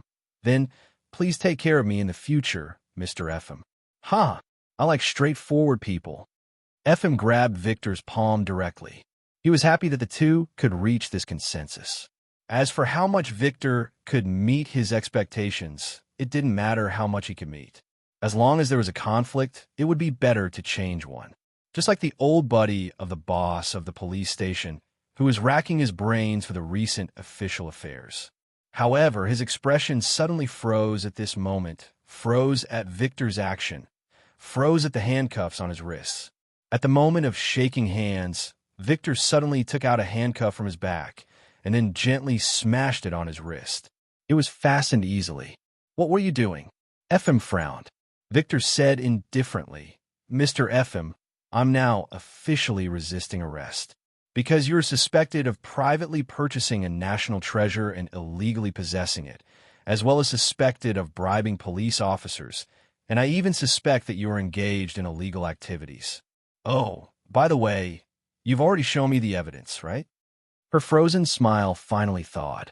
FM widened his eyes, but he calmed down instantly, saying indifferently, "I didn't expect that I would be cheated by such a little trick. But do you really think you can kill me like this?" "That's not for me to consider," Victor said expressionlessly. "That's for the court to decide. What I need to do is to arrest the criminal when there is evidence." "Prisoner," FM said disdainfully. He shook his head and joked, "But don't forget whose place you are standing now. It's hard to say whether you can get out of here." Victor handcuffed one end of the handcuff on his own hand, shrugging. "I don't think your men dare to do anything to me." He took out the phone. "It's me. I'll bring a team here right away. The address is, well, just say that I found the hiding place of the nameless maiden and caught a criminal. Victor looked at the time on his watch again. About 10 minutes. Mr. Ephraim, should we finish the bottle of famous wine you bought last year to celebrate your arrest? However, Ephraim uttered a low growl, pulling his arm hard. His body was huge, and his strength was unbelievably huge. With this tug, Victor's entire body was unable to stand steadily. Victor was shocked. He didn't think that this fat guy had such strength. At this moment, his body had been tightly held by Ephraim's hands. You're just a small inspector. I don't mind you blackmailing me. Instead, I give you a chance to cooperate with me. You actually don't know what's good for you. Victor felt that his arms were almost broken under Ephraim's tight grip. This guy's body was not made of soft fat, but rather strong muscles. I'll add one more crime, that is, assaulting a police officer. Victor struggled wildly, but still couldn't break free. The crazy squeeze made it difficult for him to breathe. Bang! At this moment, the glass curtain wall suddenly burst open, and a figure swayed into the room from the night sky. Broken glass scattered across the floor like bricks and stones. Ephraim, who was strangling Victor with his arms, looked ferocious at this moment, but what he saw was a woman wearing a black leather coat and a clown mask. The voice that came from a voice changer sounded softly at this time. Oh, go on, don't worry about me. I'm here to get something. With this, the woman wearing a clown mask quickly walked to the painting placed on the table and picked it up with one hand. How dare you? Ephraim glared angrily. He could only choose to let go of Victor and rush towards the woman. However, even though he possessed enormous strength, his similarly enormous body made him appear extremely clumsy. It seems that this is the most unskilled thing I've done. She shook her head. This can only be regarded as robbing. She shook her head uninterestedly, taking out a finger-thick metal pipe from a backpack hanging on her waist, and threw it on the ground. The two ends of the metal pipe bounced off instantly, and then rapidly released a large amount of white mist. Ephraim still roared, but he could only choose to rush out of the range of the mist. But he could only watch the mysterious woman jump out of the broken window with the painting, and he couldn't stop her. He hurriedly ran to the window and watched as the woman slid down the rope and finally landed on the ground. He watched as the woman waved at him after she landed. He angrily grabbed the rope and pulled the cart a few times. It seemed that he could only vent the anger in his heart by roaring like this. Boss! Finally, his subordinate rushed in, reaching out to push away the thick smoke, and came to him. His subordinate looked at Victor, who fell to the ground. He seemed to be in a coma, but his and Ephraim's arms were still handcuffed together. His subordinate could only ask anxiously, What happened? F and C. Ephraim clenched his fist, fiercely hitting a piece of glass next to him. The real F and C is here. That damn clown, he stole my painting. Boss, this... His subordinate frowned. Isn't this the fake painting you used to frame the Typica family? It's okay to steal it, as long as you're okay. Idiot. Ephraim gritted his teeth. Do you think a fake painting can kill them? Wouldn't they insist that it's just a fake, and that it's just for show? Is there a law that forbids private possession of the fake, the nameless maiden? If I don't take out the real one, how can I nail him to death directly? Anyway, this painting will eventually return to the gallery, but I have plenty of ways to get it out. This... His subordinate suddenly broke out in cold sweat. Find this clown for me. Ephraim said with hatred. Find this woman even if you have to turn the city upside down. I want her to suffer a fate worse than death. You guys go and chase that clown. His subordinate hurriedly ordered loudly. A group of people hurriedly took the elevator and left. Boss, how to deal with this Victor? Ephraim frowned, glancing at the unconscious Victor, coldly snorting, Deal with him, and prepare the car. I'm going to the airport. Now, Ephraim nodded. I'm not sure if Victor has any other means, but that video must be released by the Typica family. They haven't taken any action these 2 days. I don't know what they are planning. Too many people saw me at the auction that day, so I have to hide outside temporarily so that I have more room to return. In case something happens, I'm abroad. so they can't do anything to me. His subordinate looked embarrassed. But boss, I'm afraid you can't leave tonight. Why? FM gave a start. Didn't I ask you to book the tickets for all the time this week? Sorry, boss, I didn't book it. The subordinate said slowly. FM narrowed his eyes. He had a bad premonition, which made his heartbeat speed up. At this time, his subordinate's phone suddenly rang. Well, I know. Invite them up. Well, it's the boss's order. Who did you let up? FM said gloomily. The subordinate said indifferently, police. He glanced at Victor, who was lying on the ground. I think it should be Inspector Victor who called them here. You betrayed me. The subordinate waved his hand, raising his eyebrows. Sorry, boss. I just hope my salary can be more. In addition, I actually hate to keep guarding this elevator door, doing the same job as an airport security inspector. After landing, she didn't run too far away. Wearing a clown mask, she quickly ran out of the range of this building. In an alley, she looked at the famous painting that finally fell into the hands of the owner of the FNC painting. But she didn't look at it carefully, but directly tore off the frame, took out the drawing paper, then rolled it up and stuffed it into a flower tube. At this time, she tilted her head, listening to the voice. Vera, FM's people will find you soon. Oh, you're really capable and efficient. Vera took off her mask, smiling. She walked into the depths of this alley, while smiling. You're going to collect things. I'm going to tease these guys. She had come to the depths of this alley, then through the painting tube to one side of the dustbin here. And on the other side, there was a huge object covered with black cloth. Vera whistled, lifting the black cloth with one hand, then turned over and sat on this huge object. Boom! A roar suddenly sounded. Rushed out of this alley. Black. Dodge Tomahawk. The black Dodge Tomahawk galloped on the road at high speed. The 3-liter engine was enough to let it release a sound like a dragon's roar when running. Vera enjoyed the feeling of flying at such a high speed, which made her heart beat slightly excitedly. For her, it was more like a real life. She turned around to take a look. There were a few black cars chasing after her. But for her, it was impossible to catch up with this Dodge Tomahawk on such a crowded road in Moscow. When one of the cars was about to catch up, Vera suddenly swayed her body, letting the Dodge Tomahawk pass through the 2 cars in front of her calmly. In the blink of an eye, she had already left the car that was about to catch up with her. However, at the fork in the road ahead, there were 2 cars driving in the opposite direction, almost blocking her path on this small section of the road. Vera didn't panic. She gripped the brake hard, swinging the Dodge Tomahawk, and her body almost stuck to the road as she slid sideways. In the end, she put her legs on the ground, straightened the motorcycle, and completed a U-turn. Then she accelerated again. Boom! The Dodge Tomahawk, which exceeded the acceleration of most sports cars, was like a flying dragon in an instant. It was crashing into the car behind. Don't be afraid. She doesn't dare to hit us. She's bluffing. No, But the driver, looking at the Dodge Tomahawk that was about to hit him, instinctively twisted his steering wheel. The car instantly deviated from the original lane and hit another car of his companion. On the road, the sound of the emergency brake and the car collision sounded at the same time. Bang, bang, bang, bang, bang.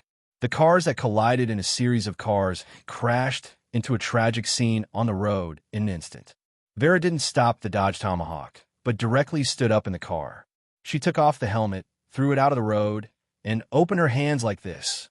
The Dodge Tomahawk, which was speeding forward, came with a huge wind pressure. The airflow behind Vera seemed to have turned into a pair of invisible wind wings, making her body infinitely light, as if she could fly at any time. She let out her cheers heartily. She knew she was alive. Boss Luo walked to the depths of the alley, looking at the painting tube next to the dustbin. He smiled and picked it up without any pressure.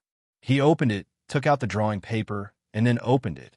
Anna sneered at this time, saying indifferently, FNC probably didn't expect that the thing they tried so hard to get would fall into the hands of someone who didn't do anything. Luocio said casually, I just passed by and picked up this thing. Theoretically, the thing placed here should be ownerless, right? Anna sneered. So you feel at ease, right? She thought it was a right choice to waste a little bit of soul value to restore her ability to speak. At least, she could still mock the other party when she had no choice. This was better than doing nothing, at least a little bit. A little bit of comfort could be considered. Luaccio rolled up the drawing paper again, putting it back into the painting tube, and then threw it on the ground. "Miss Anna, don't you want to see the end? Let's go and see what you want to see." Anna was stunned. "You don't want this, the nameless maiden?" Luaccio said indifferently. "This is also fake." Chapter 293. Feeling something slapping his face, Victor slowly opened his eyes. The first thing he saw was not Efim, but one of Efim's subordinates. Victor only had a vague impression of this subordinate of Efim. There was no conversation between them, but he didn't have time to be surprised. More surprising things were yet to come. That was Efim's current appearance. Efim was actually tied up at this moment. He looked very angry, obviously extremely dissatisfied with the situation. But he couldn't do anything, because this subordinate was holding a deadly pistol in his hand. It was clear that something had happened while Victor had been unconscious for a short period of time. Even Victor found that he had been separated from Efim. He had to be vigilant, looking at this subordinate with a weapon in his hand. He didn't seem to want to hurt him. Victor couldn't help but feel so confused. At this time, he stood up. This subordinate just looked at him and smiled slightly. "You?" Victor couldn't figure out the situation in front of him. This subordinate made a gesture at this time. Victor nodded hesitantly. The two walked to a corner, paying attention to the tied-up Efim while talking. The man said, "I think there's still a minute before your colleagues will be here, Mr. Victor. The next thing will be handed over to you." At the same time, this subordinate put away the pistol in his hand and stretched out his hands towards Victor. This was a gesture of wanting to be handcuffed by him. Victor frowned. "I don't understand what you mean. It's very simple." The subordinate quickly said, "Inspector Victor, arrest me too. After that, I'll apply to be a witness to testify something about Efim so that I can get a reduced sentence." "You're from the Typica family?" Victor couldn't help but say in shock. He couldn't help but think so. Thinking about it, he had to deal with Efim because of Yuri's threat. In that case, this subordinate's words were quite obvious. "I have nothing to do with the Typica family." Unexpectedly, this subordinate shook his head, giving an answer that made Victor more surprised. "As for who I am, I think, Mr. Victor, you'll know soon." Ding! It was the sound of the elevator doors opening. The man hurriedly urged, "Come on, lock me up too." "Wait, you need to make it clear first." Victor frowned, but Tom did not wait for him. The man shook his head and quickly picked up Victor's handcuffs, cuffed his hands, and slowly squatted on the ground. The door opened, and 3 uniformed police officers rushed in. They happened to see the man squatting on the ground. They walked in front of Victor and hurriedly asked. Victor and the man looked at each other. The man suddenly said, "Inspector, Efim hid a lot of criminal evidence in the security room behind a bookcase upstairs. I'm willing to be a witness, really. I only asked for a lighter sentence." "Oh dear. Inspector Victor, what should we do now?" A police officer quickly looked at Victor after hearing that. It was hard to stop halfway. Victor took a deep breath, saying slowly, "You go upstairs and see if there's a security room. In addition, let the people downstairs watch the entrance and exit of the building. Don't let anyone leave here first." "Yes."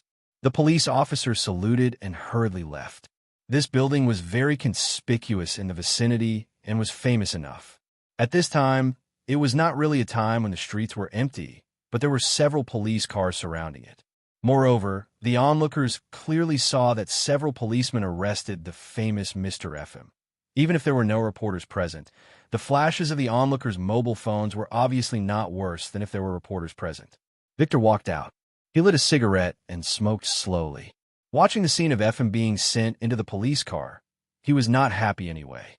At this time, his eyes suddenly saw a black limousine parked on the roadside. When the window of the back seat of the limousine was lowered, Victor saw a familiar face. It was Brubov, the one who told him at the beginning that the first auction of the Nameless Maiden was held in the hotel. Victor's surprise didn't last long. He soon calmed down, walking down the stairs and ordering the police officers to take action. Finally, he crossed the crowd, quietly circled to the side of the limousine, and sat in the back seat of the limousine from the other side. I'm glad to see you come out safely, Victor. Brubov smiled at this time. I was right. You really gave me a big surprise. Brubov, tell me honestly, what did you do? Victor asked with a serious face. Brubov closed his eyes, saying slowly, Victor, do you remember what my dream was when I was young? Victor was stunned. He didn't understand why he would bring this up, but he still nodded subconsciously. You said that you want to change this country, so you've been fighting for it. Finally, you have entered the upper class. Brubov, with your current ability, you can do something for this country. But it's not enough. Brubov shook his head. Even if I'm a very rich businessman, even if I know many officials, I'm still a businessman. I need more opportunities to speak. Remembering FM's identity as a member of parliament, Victor suddenly understood something. You want to take FM's position? FM can't escape this time. Brubov sneered. Once he is convicted, someone will recommend me to take his place and take a seat in the parliament. Victor couldn't help being silent. After a long time, he stared at Brubov, his friend for many years, and said slowly, FM's henchman was bribed. In this case, you could have pulled him down long ago. Why did you wait until today? Why did you wait until today to catch him? Victor, don't you understand? Haven't you thought about why you were caught by the Typica family? What I mean is, this lawless family caught you, but didn't kill you. Instead, they let you help deal with FM? Brubov said softly, Victor, my strength alone is always limited. I need a partner, a real partner. I need you. Now your boss in the police station is dying. After this, Victor, you should prepare well. Your official career will go further, and it will be a big step. What's the relationship between you and the Typica family? Victor suddenly took a cold breath and blurted out. Brubov glanced at him and just smiled. The Typica family is my partner for now. I didn't expect that there's a big crocodile behind this who wants to deal with FM. Behind the black limousine, Anna muttered. She suddenly looked up at Loachio. When did Yuri start to contact Brubov? Contact? Loachio shook his head. I didn't contact each other before. The one who really contacted was the real heir of the Typica family. Do you know what kind of business the Typica family does? They hope to get more transportation channels, so they came to Moscow just to find a partner. Of course, as you see, Miss Anna, it is this Mr. Brubov whom the Typica family is looking for. Loachio said indifferently. Then coincidentally, Mr. Yuri also planned to revenge. He wanted to get the power of revenge. So I think Mr. Brubov is the real power we provided to him. When Anna couldn't help but smile bitterly. Loachio said softly, I think it should be since you took this painting out of the gallery. Brubov intended to let Victor be the new chief of police, so he specially told him the place of the first auction. He hoped that by guiding Victor to intervene in this matter, he could get enough benefits. Mr. Yuri wanted to revenge FM. So the more miserable FM's fate was, the happier he would be. Brubov bought over FM's men, and in fact, he already had a lot of evidence of FM's crimes. Therefore, Mr. Yuri was naturally willing to come forward and do Brubov a favor, so that Victor would eventually become the person who arrested FM. Anna gritted her teeth. She looked at the person who brought her back from death temporarily, without any gratitude. She just said with hatred, Brubov will deal with FM. FM won't have a good end, and you, knowing this, still took away all of Yuri's.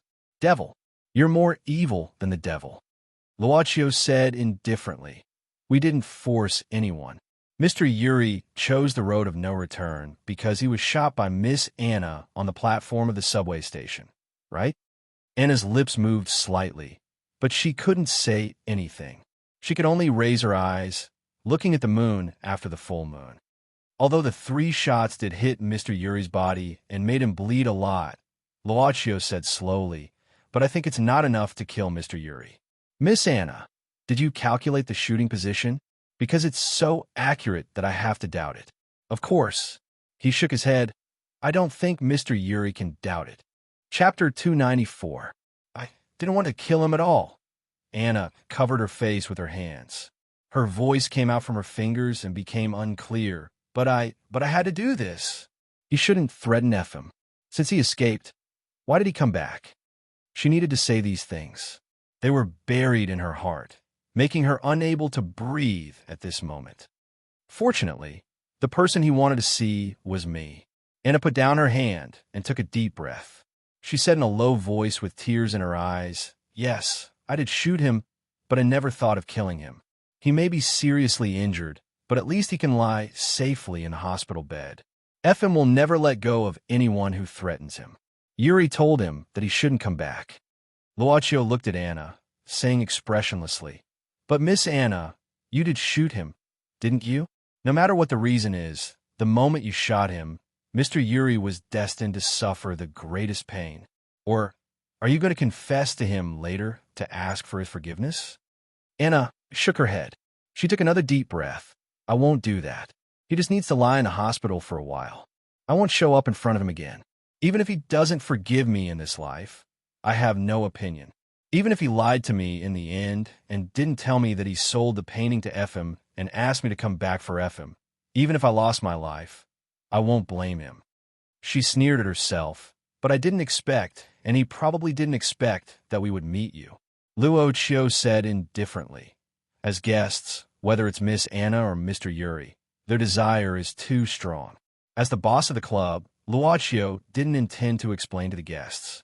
Their strong desire was like luring a hungry wolf. When the transaction was triggered, the boss with the supreme power of the club also needed to assume the obligation in front of the guests. "Really?" Anna smiled bitterly. She was very clear about the anger and resentment in her heart when Efim pinched her neck, as well as how unwilling she was to accept it. "It took me 3 years to finally get close to Efim and gain his trust after exhausting all means," Anna said in a low voice. "How can I die before I send this demon to hell with my own hands and make him eat all his sins? I can't let myself die. Even if I die, I will drag him into hell with me. I want to live until I can see him suffer pain and anxiety.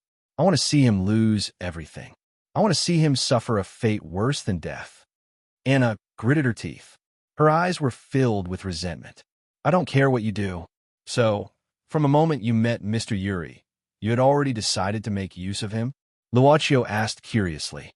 Anna took a deep breath and smiled bitterly. Every day, I can only force a smile beside Efim. He never really trusted me. I had to do something.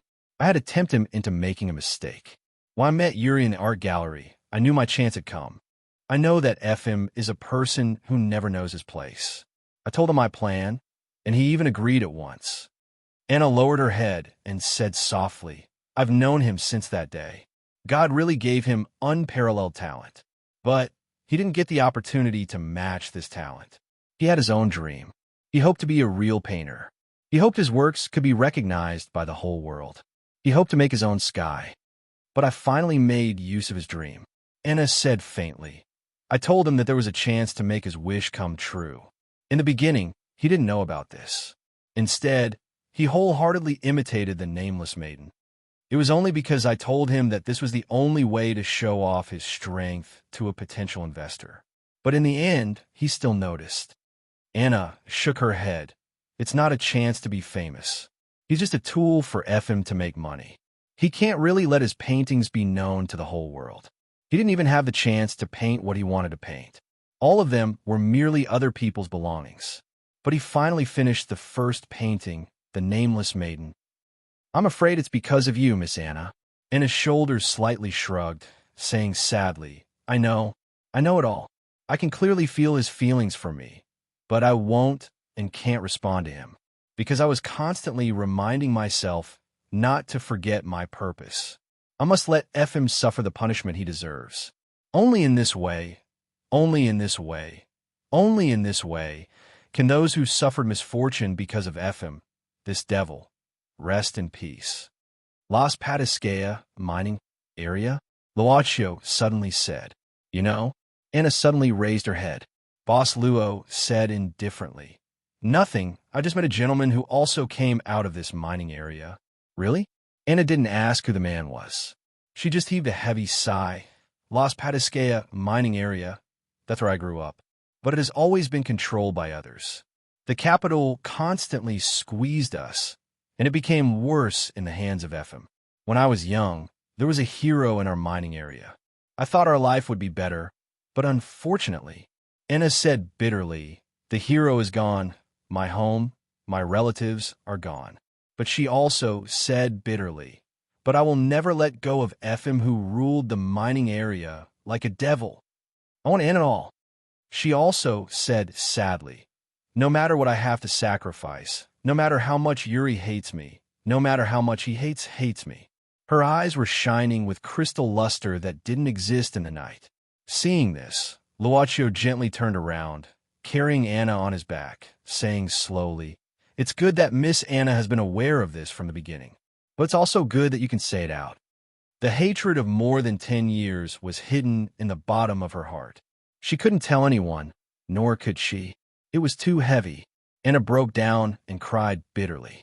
He didn't see her most vulnerable side from this back, but he could hear the whisper of the soul behind her, gradually becoming lighter. Luaccio didn't turn back until the crying faded and calmness was restored. He stretched out his hand, and the servant girl brought him a square handkerchief. Luaccio walked to Anna, giving her the square handkerchief and whispering, do you feel better? Anna gave a start. She subconsciously looked at the square handkerchief. She didn't know why she had a feeling of wanting to cry again, but she also seemed to feel an unprecedented relief. She took a deep breath, looking at the police car that was about to leave. Since Brubov was involved in this matter, FM could only get a bad result. Can we still make a deal now? Of course, at any time. Luaccio nodded with a smile. I think, bang. All of a sudden, a huge noise sounded, which was so shocking. When they turned around, they saw an SUV had hit the police car that was escorting FM. At this time, a man wearing a black mask rushed out of the SUV.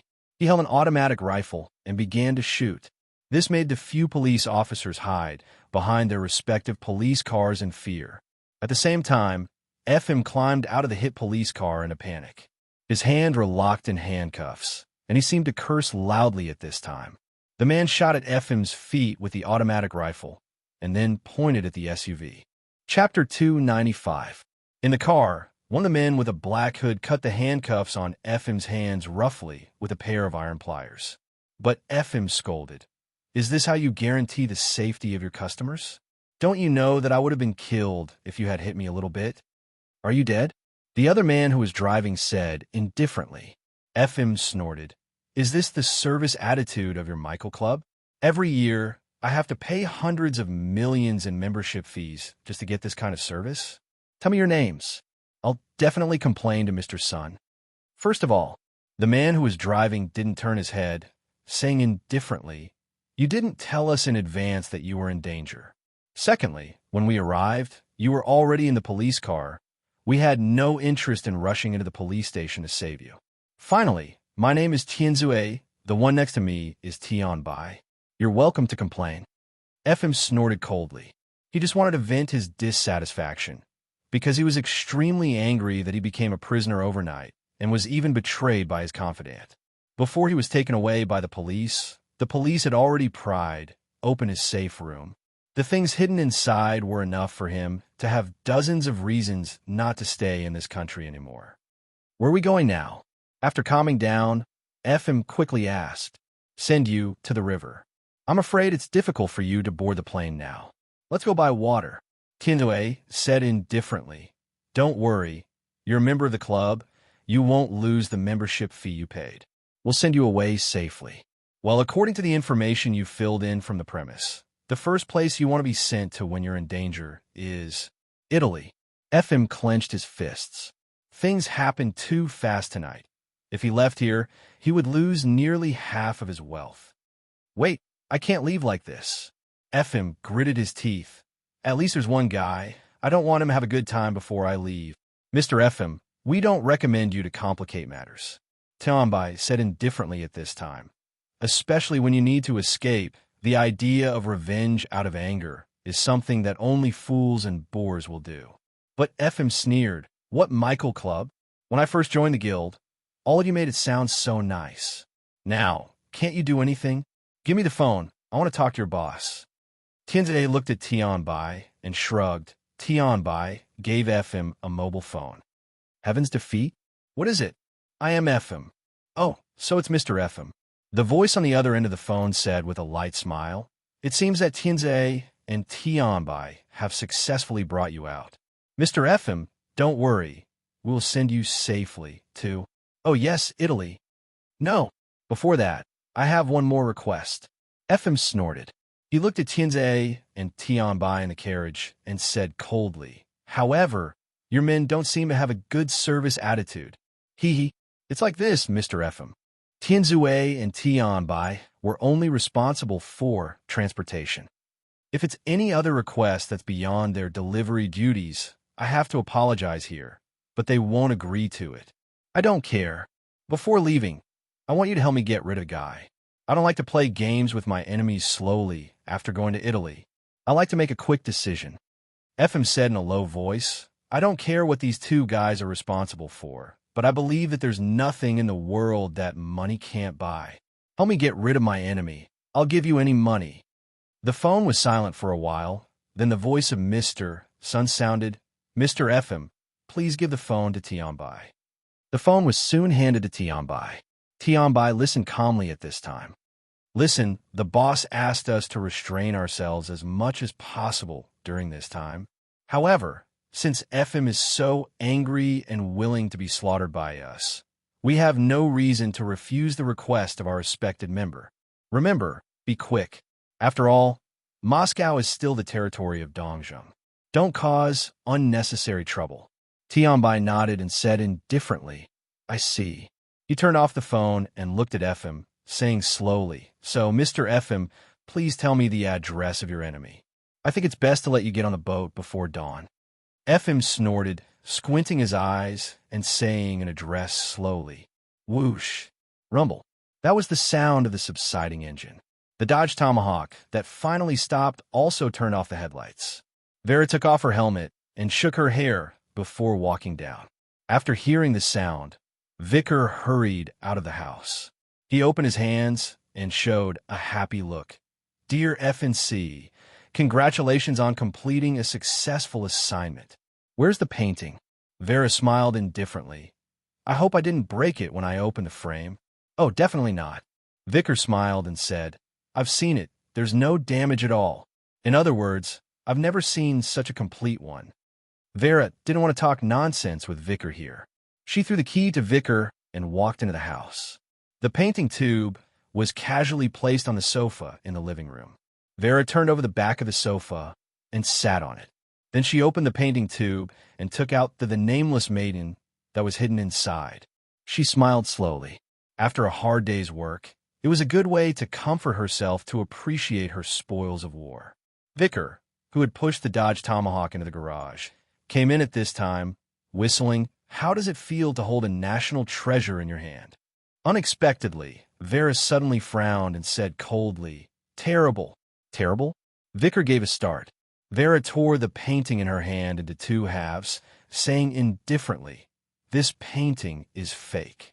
Vicar hurriedly picked up the torn paper and said in disbelief, Is this a fake? But this is obviously from FM.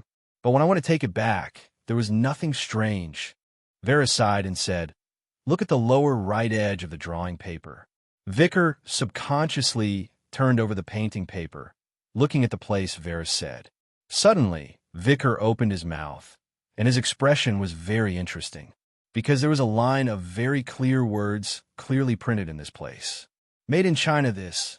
What's going on? Vicar grabbed his hair and said in confusion, Wait, let me think. This painting was bought by FM, and then you took it from him. Then this is a fake. That is to say, in the Manor auction, this is a fake. No. When a Manor auction, so many collectors, how could they not see that this is a fake? Vera also leaned on the sofa, frowning. At that time, FM was discussing with a policeman to frame the owner of the manor with this painting. Well, he wouldn't use such an obvious fake. But if what he took out is a real painting, but what you brought back is a fake. Vicar felt that his IQ was not enough, saying blankly, So, where is the real, the nameless maiden? Maybe one person will know. Vera suddenly said, Vera looked at Vicar, and Vicar also looked at Vera. Both of them almost said in unison, "The owner of the manor." Ding dong. At this time, Vicar's notebook in the living room suddenly rang. Vicar subconsciously opened it to have a look. At first glance, he whispered, "Effin was taken away from the police car." According to Edgar, this was a very rare kind of wine. But Yuri didn't taste the difference between this and the inferior vodka he was used to drinking. So what if he became the heir of the Typica family? So what if he had mountains of money and beauties? Under such an identity, he was still Yuri, not the real heir of the Typica family who had received countless education and knew how to enjoy this kind of rare wine and taste its unique flavor. Just now, Edgar said that the police had officially arrested Efim. Based on the long existing cooperation between the Typica family and Brubov, Efim had no way to turn over this time. It seemed that for a big shot like Efim, it was far more painful for him to lose everything and spend his life in prison than to let him leave the world directly. It should be a good time to celebrate, right? Yuri thought so, but he didn't know why. He just felt that such a rare and delicious wine seemed to have no taste. It tastes awful. He shook his head and laughed at himself. He even didn't know what to laugh at himself. Was this a ridiculous life? Was this real and illusory wealth? Or this short life? Revenge. The revenge was almost successful, but it seemed that he didn't have that kind of carefree feeling. Yes, he didn't have the feeling of ecstasy and laughter that he thought he could have. Yuri subconsciously grabbed the brush next to him and then mixed the paints casually. He stood in front of the drawing board for a long time, but he didn't draw the first stroke. He suddenly found that he didn't know what he should draw. Finally, Yuri waved his hand abruptly, drawing a straight line on the paper with the paintbrush, as if he was going to split the paper into halves. He heavily threw the brush on the ground. He began to break the drawing board in front of him. He knelt on the ground, grabbing his hair with both hands and putting his head on the floor. He was crying. Suddenly, there was a knock on the door. It was Edgar's voice. "Sir, are you all right?" After a moment of silence, Yuri asked through the door. "Sir, I have to tell you, just now there was news that Efim seemed to have been rescued by someone." Edgar's voice was a little fast. "Although I think the best choice for Efim at this time is to escape as soon as possible. But it's not impossible that he will be angry and come to revenge. Well, we still don't know the origin of the person who rescued him and how powerful he is." Chapter 296. Since Mr. Victor left, Yelgo found that his treatment seemed to be much better. Although he was still chained to the wall, the length of the chain was long enough for him to reach the table in the basement. Oh, yes, he could also get the food on the table. Except that he was still chained. Well, at least he had food and drink, which was good enough. Yelgo had to comfort himself in this way. He kept asking the guards where Mr. Victor had gone and whether he had been harmed, but he couldn't get the answer. Yelgo always thought that he was a very optimistic person. However, no matter how optimistic and self-comforting he was, he felt more and more uneasy. Especially at that moment. There was a sound outside. After the person guarding him hurriedly ran out, this kind of uneasiness almost solidified. This was because after the first sound was heard, more and more sounds were heard. It was as if someone was fighting outside. "Is anyone there? Let me out. What the hell happened outside?" Yelgo couldn't help but shout loudly. Bang, bang, bang, bang. "Is anyone there?" Yelgo forcefully pulled the chain that locked him, but it was nailed to the wall. It was very sturdy. Yelgo showed a hesitant look. Finally, he seemed to make up his mind. He took a deep breath at this time, grabbing a section of the chain with both hands, and began to pull hard. He forcefully gritted his teeth.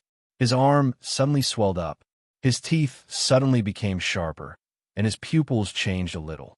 His ears seemed to be pulled by something, becoming longer and sharper. His fingernails also became sharp like claws. Yelgo growled in a low voice, and the chain was broken. The abnormality on his body disappeared at this moment. Yelgo quickly took a few deep breaths, adjusting his heart rate, and then walked to the door of the basement. He opened it, poked his head out to take a look, and then slipped out.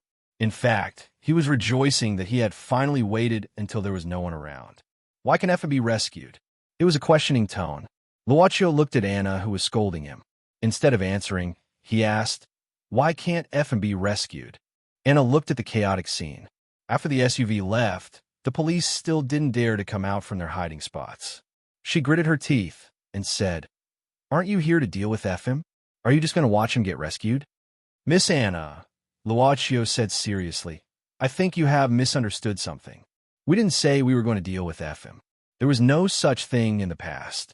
In the future, if there isn't a reason, there won't be one in the future.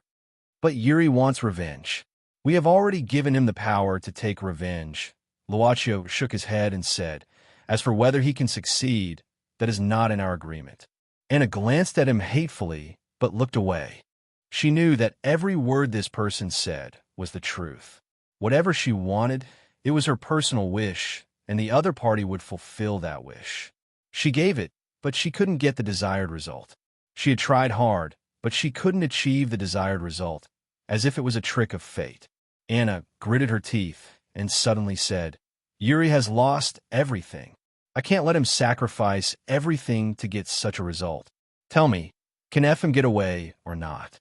Luaccio was silent for a moment and suddenly asked, "Miss Anna, you mean you want to peep into the future, right?" "What do you mean?" Anna frowned. Luaccio said, "Miss Anna wants to know whether Effin can escape or not." "Then I think what you really mean is whether Effin can safely get through this crisis and get away with it. Right? Please forgive me for being long-winded, because I need to confirm the customer's needs." Anna nodded directly. Anna didn't have time to discuss the future with Luaccio. She said anxiously, "I don't care about the future. I just want to know the result." "Sorry." Luaccio shook his head slowly. "It's not that we don't like you, but I'm afraid Miss Anna can't afford this part of the price, even if you use up all the trading volume of your soul. Moreover, I have to tell you that even if you peep into the future may be changed because of the actions of the peeper. So about the goods that can peep into the future, I'm afraid it's the least cost-effective thing. I'm not one of them." Not to mention Anna. Even Luaccio himself had a sudden idea of future information. But that was a price that he, as a boss, couldn't afford at present.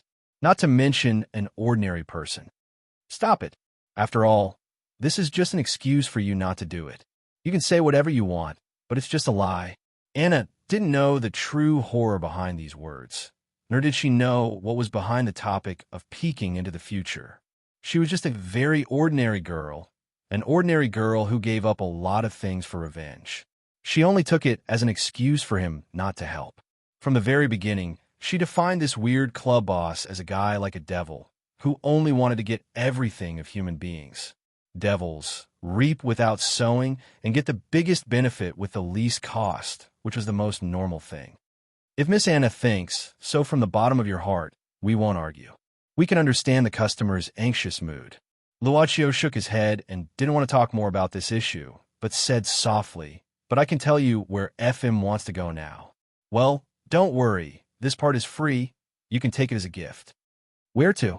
Anna asked hurriedly. "The manor." Endless screams and screams were heard. In the building of the manor, several men of the Typica family in white suits surrounded Yuri and the butler Edgar, running down the stairs quickly. One of them kept listening to the situation from the walkie-talkie. "Damn it. Only one person. You let him break into the house. Has your physical strength been drained by the women here? These two families are not human beings. They are as agile as hounds, and they are so accurate.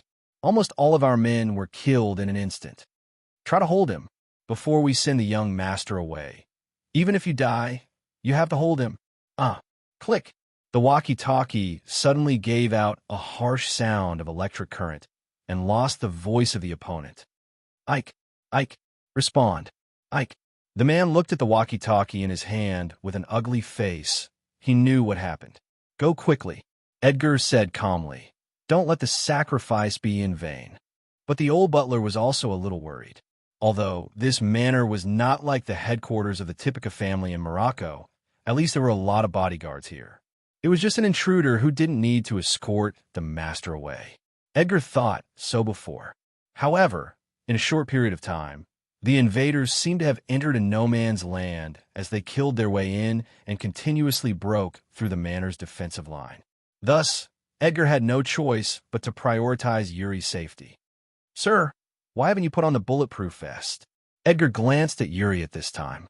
After he pulled Yuri out of the study, he found that Yuri was not in a good state. The old butler even sensed some strange emotions from him.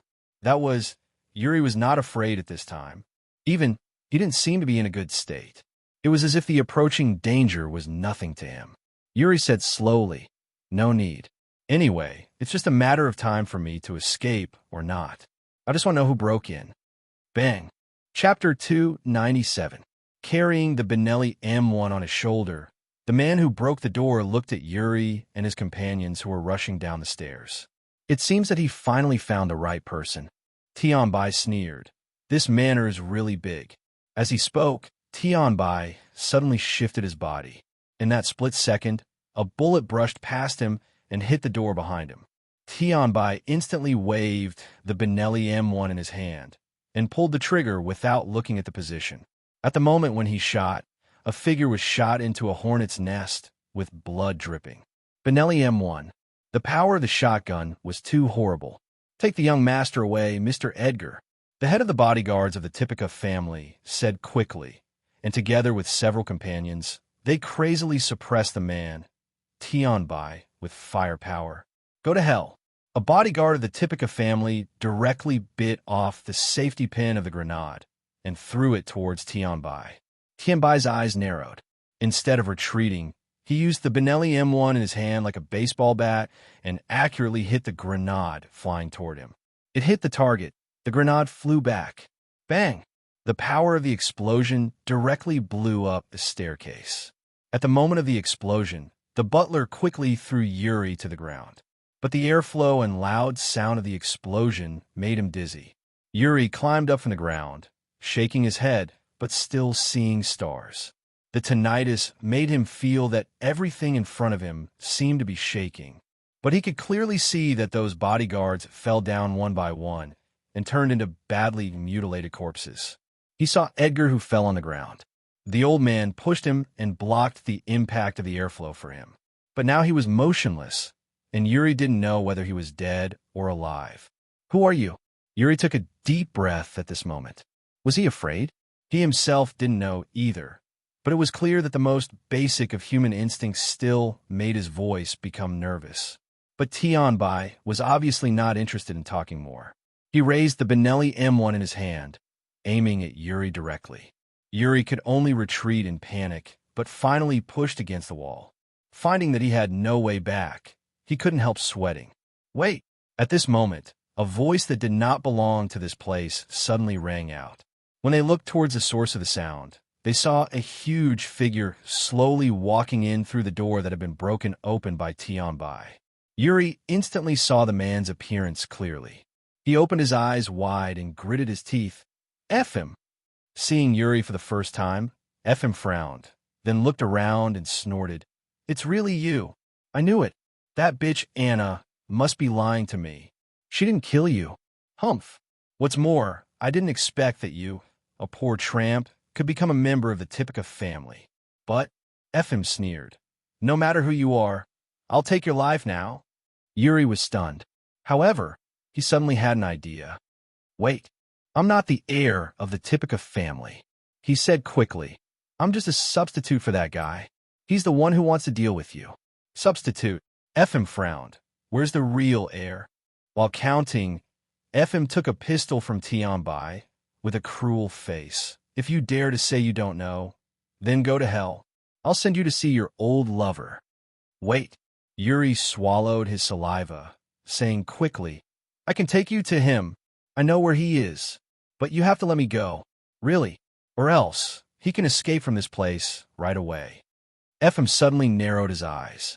But Tianbai beside him suddenly said, "Mr. F.M., I don't want to waste time. If the person you want to kill leaves, we won't continue to help you find him. You have to leave Moscow before dawn." "Yuri, I hope you won't let me down." F.M. narrowed his eyes and smiled. "Or I'm afraid you have to bear my anger before I leave." Yuri took a deep breath and nodded. Tianbai waved his hand and said, "You go ahead, don't play any tricks."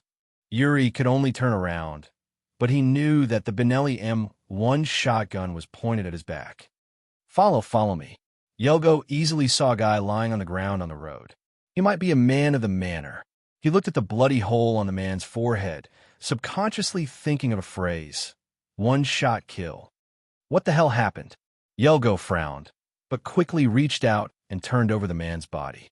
Therefore, baby Yelgo easily picked up the equipment on the road, pistol. He didn't know the situation of the manor, so he could only try to protect himself. Victor, Mr. Victor. He thought of Victor, who was taken away without any news, and worried that he might still be trapped somewhere in the manor. So he gritted his teeth and followed the corpses on the road all the way. All of a sudden, Yelgo heard a loud noise. This kind of explosion might be caused by a powerful weapon, perhaps a hand grenade or something like that. Is this family crazy? How did the security check work? How could they let people pass with such a dangerous thing? Yelgo, who complained in his heart, rushed to the place where the explosion sound came from. But he didn't expect to see a scene that made him feel a little scared on the way. It was a man wearing a black hood. At this moment, he was holding the neck of a man in a white suit with one hand and lifting the other person's body so easily. At the same time, the man in the black hood aimed the automatic rifle at the man in the white suit's chest and shot it out. The bodyguard of the Tipica family in the white suit screamed in pain, and his body was thrown to the ground casually. The man in the black hood slowly turned his face, looking at the flustered Yelgo in the corridor. He twisted his neck and said indifferently, "Is there anyone left?" Just in time, I don't need to look for it. Yelgo quickly raised the pistol in his hands, pointing at the man, and shouted in a deep voice, "Put down your weapon. I'm an agent of the 3rd Police Station. Now, I order you to put down your weapon." Agent Tianzue was confused, but he shook his head. "No matter what, we have to clean it up." He walked slowly to Yelgo, calmly and indifferently. "Your hands are shaking. You said you're an agent. Have you ever shot anyone? Stop. Put down your weapon. I'm going to shoot." The young investigator gritted his teeth and pulled the trigger abruptly. Bang, bang, bang. 3 bullets were shot on the floor in front of Tianzue, raising a lot of dust, but they didn't hurt Tianzue at all. "You're really a rookie." Tianzue shook his head, but his body suddenly rushed forward with extremely fast movements. Tianzue easily punched Yelgo's abdomen, which made Yelgo squat down painfully. Tianzue snorted, grabbing Yelgo's hair, and pointed the automatic rifle at Yelgo's forehead instantly. Unexpectedly, at the same time, Yelgo grasped the barrel of the automatic rifle and tried to stop it from pointing. Well, Tianzue felt a great strength from Yelgo. He couldn't point the muzzle at this guy, but for Tianzue, killing people didn't necessarily need bullets. He snorted, and his knee hit Yelgo's abdomen again. Then he turned around and went to Yelgo's back and strangled Yelgo's neck with the rifle in his hand. While strangling, he stepped back, dragging Yelgo's body and sliding on the floor. Yelgo could only kick his legs in pain, but he couldn't open the gun barrel on his neck. The fear of his throat being broken made his pupils dilate quickly. Finally, the threat of death made him put aside some scruples. He didn't struggle, but directly grasped Tianzue's hands in front of him. Yelgo suddenly roared. His clothes were directly torn at this moment. He threw the guy with a black headache right in front of him. Ah! Yelgo even punched Tianzue's back heavily. He could even feel the bones in Tianzue's back were broken. Seeing that this guy finally fell to the ground motionlessly, Yelgo gasped for breath and collapsed on the ground. Under the light of the corridor, a layer of fine hair began to emerge on Yelgo's face, arms, back and chest exposed by the torn clothes. Yelgo raised his head and calmed himself down. He only felt a kind of beast was crazily spreading in his body, making him extremely painful. He grasped his arms and uttered an extremely painful cry. He didn't notice that Tianzue, who fell to the ground, strangely moved his body at this time. He got up. Tianzue's voice was a little low and weak. "You're actually a wolf? No wonder you have such great strength, but it seems that you can't control yourself well." Yelgo raised his head and opened his mouth like a wild beast. His sharp canine teeth were exposed, showing that he was like an injured and hungry wolf. But Tianzue suddenly took out a small iron box from his lapel, opened it, and took out a small syringe with a syringe, saying slowly, "Since you're a wolf, there's no other way. If possible, I don't want to use this kind of thing. After all." Tianzue directly inserted the syringe into his neck. Injection. In the syringe, the light blue liquid was injected into Tianzue's body. Just in a moment, Tianzue's eyes suddenly turned upside down, and a lot of blood vessels protruded on his face. He seemed to be enduring a great deal of pain as well. He also let out a low growl. The muscles on his body swelled up in an instant. But anyway, the feeling of this power is wonderful. Tianzue's body seemed to be bigger. He suddenly jumped up and fell in front of Yelgo, punching toward Yelgo's head. Bang! It was a figure that flew out from the corridor, and then another figure rushed out from the corridor, and the two were soon entangled together.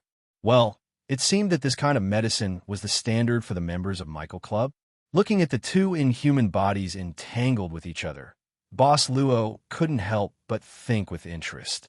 But although it was interesting and even interesting to see the duel between the drug man of Michael Club and the wild werewolf agent, the boss of the club directly went into the interior of the manor. In fact, Luochio just thought that the two guys would fight for a long time. And Anna, who followed behind Luochio and Yu Yi, had no time to be frightened by the scene in front of her, so she quickly followed them. At first, she just didn't want to die like this and let all her efforts be in vain. But when she looked at it from a bystander's point of view, she knew that there were some things that she needed to do.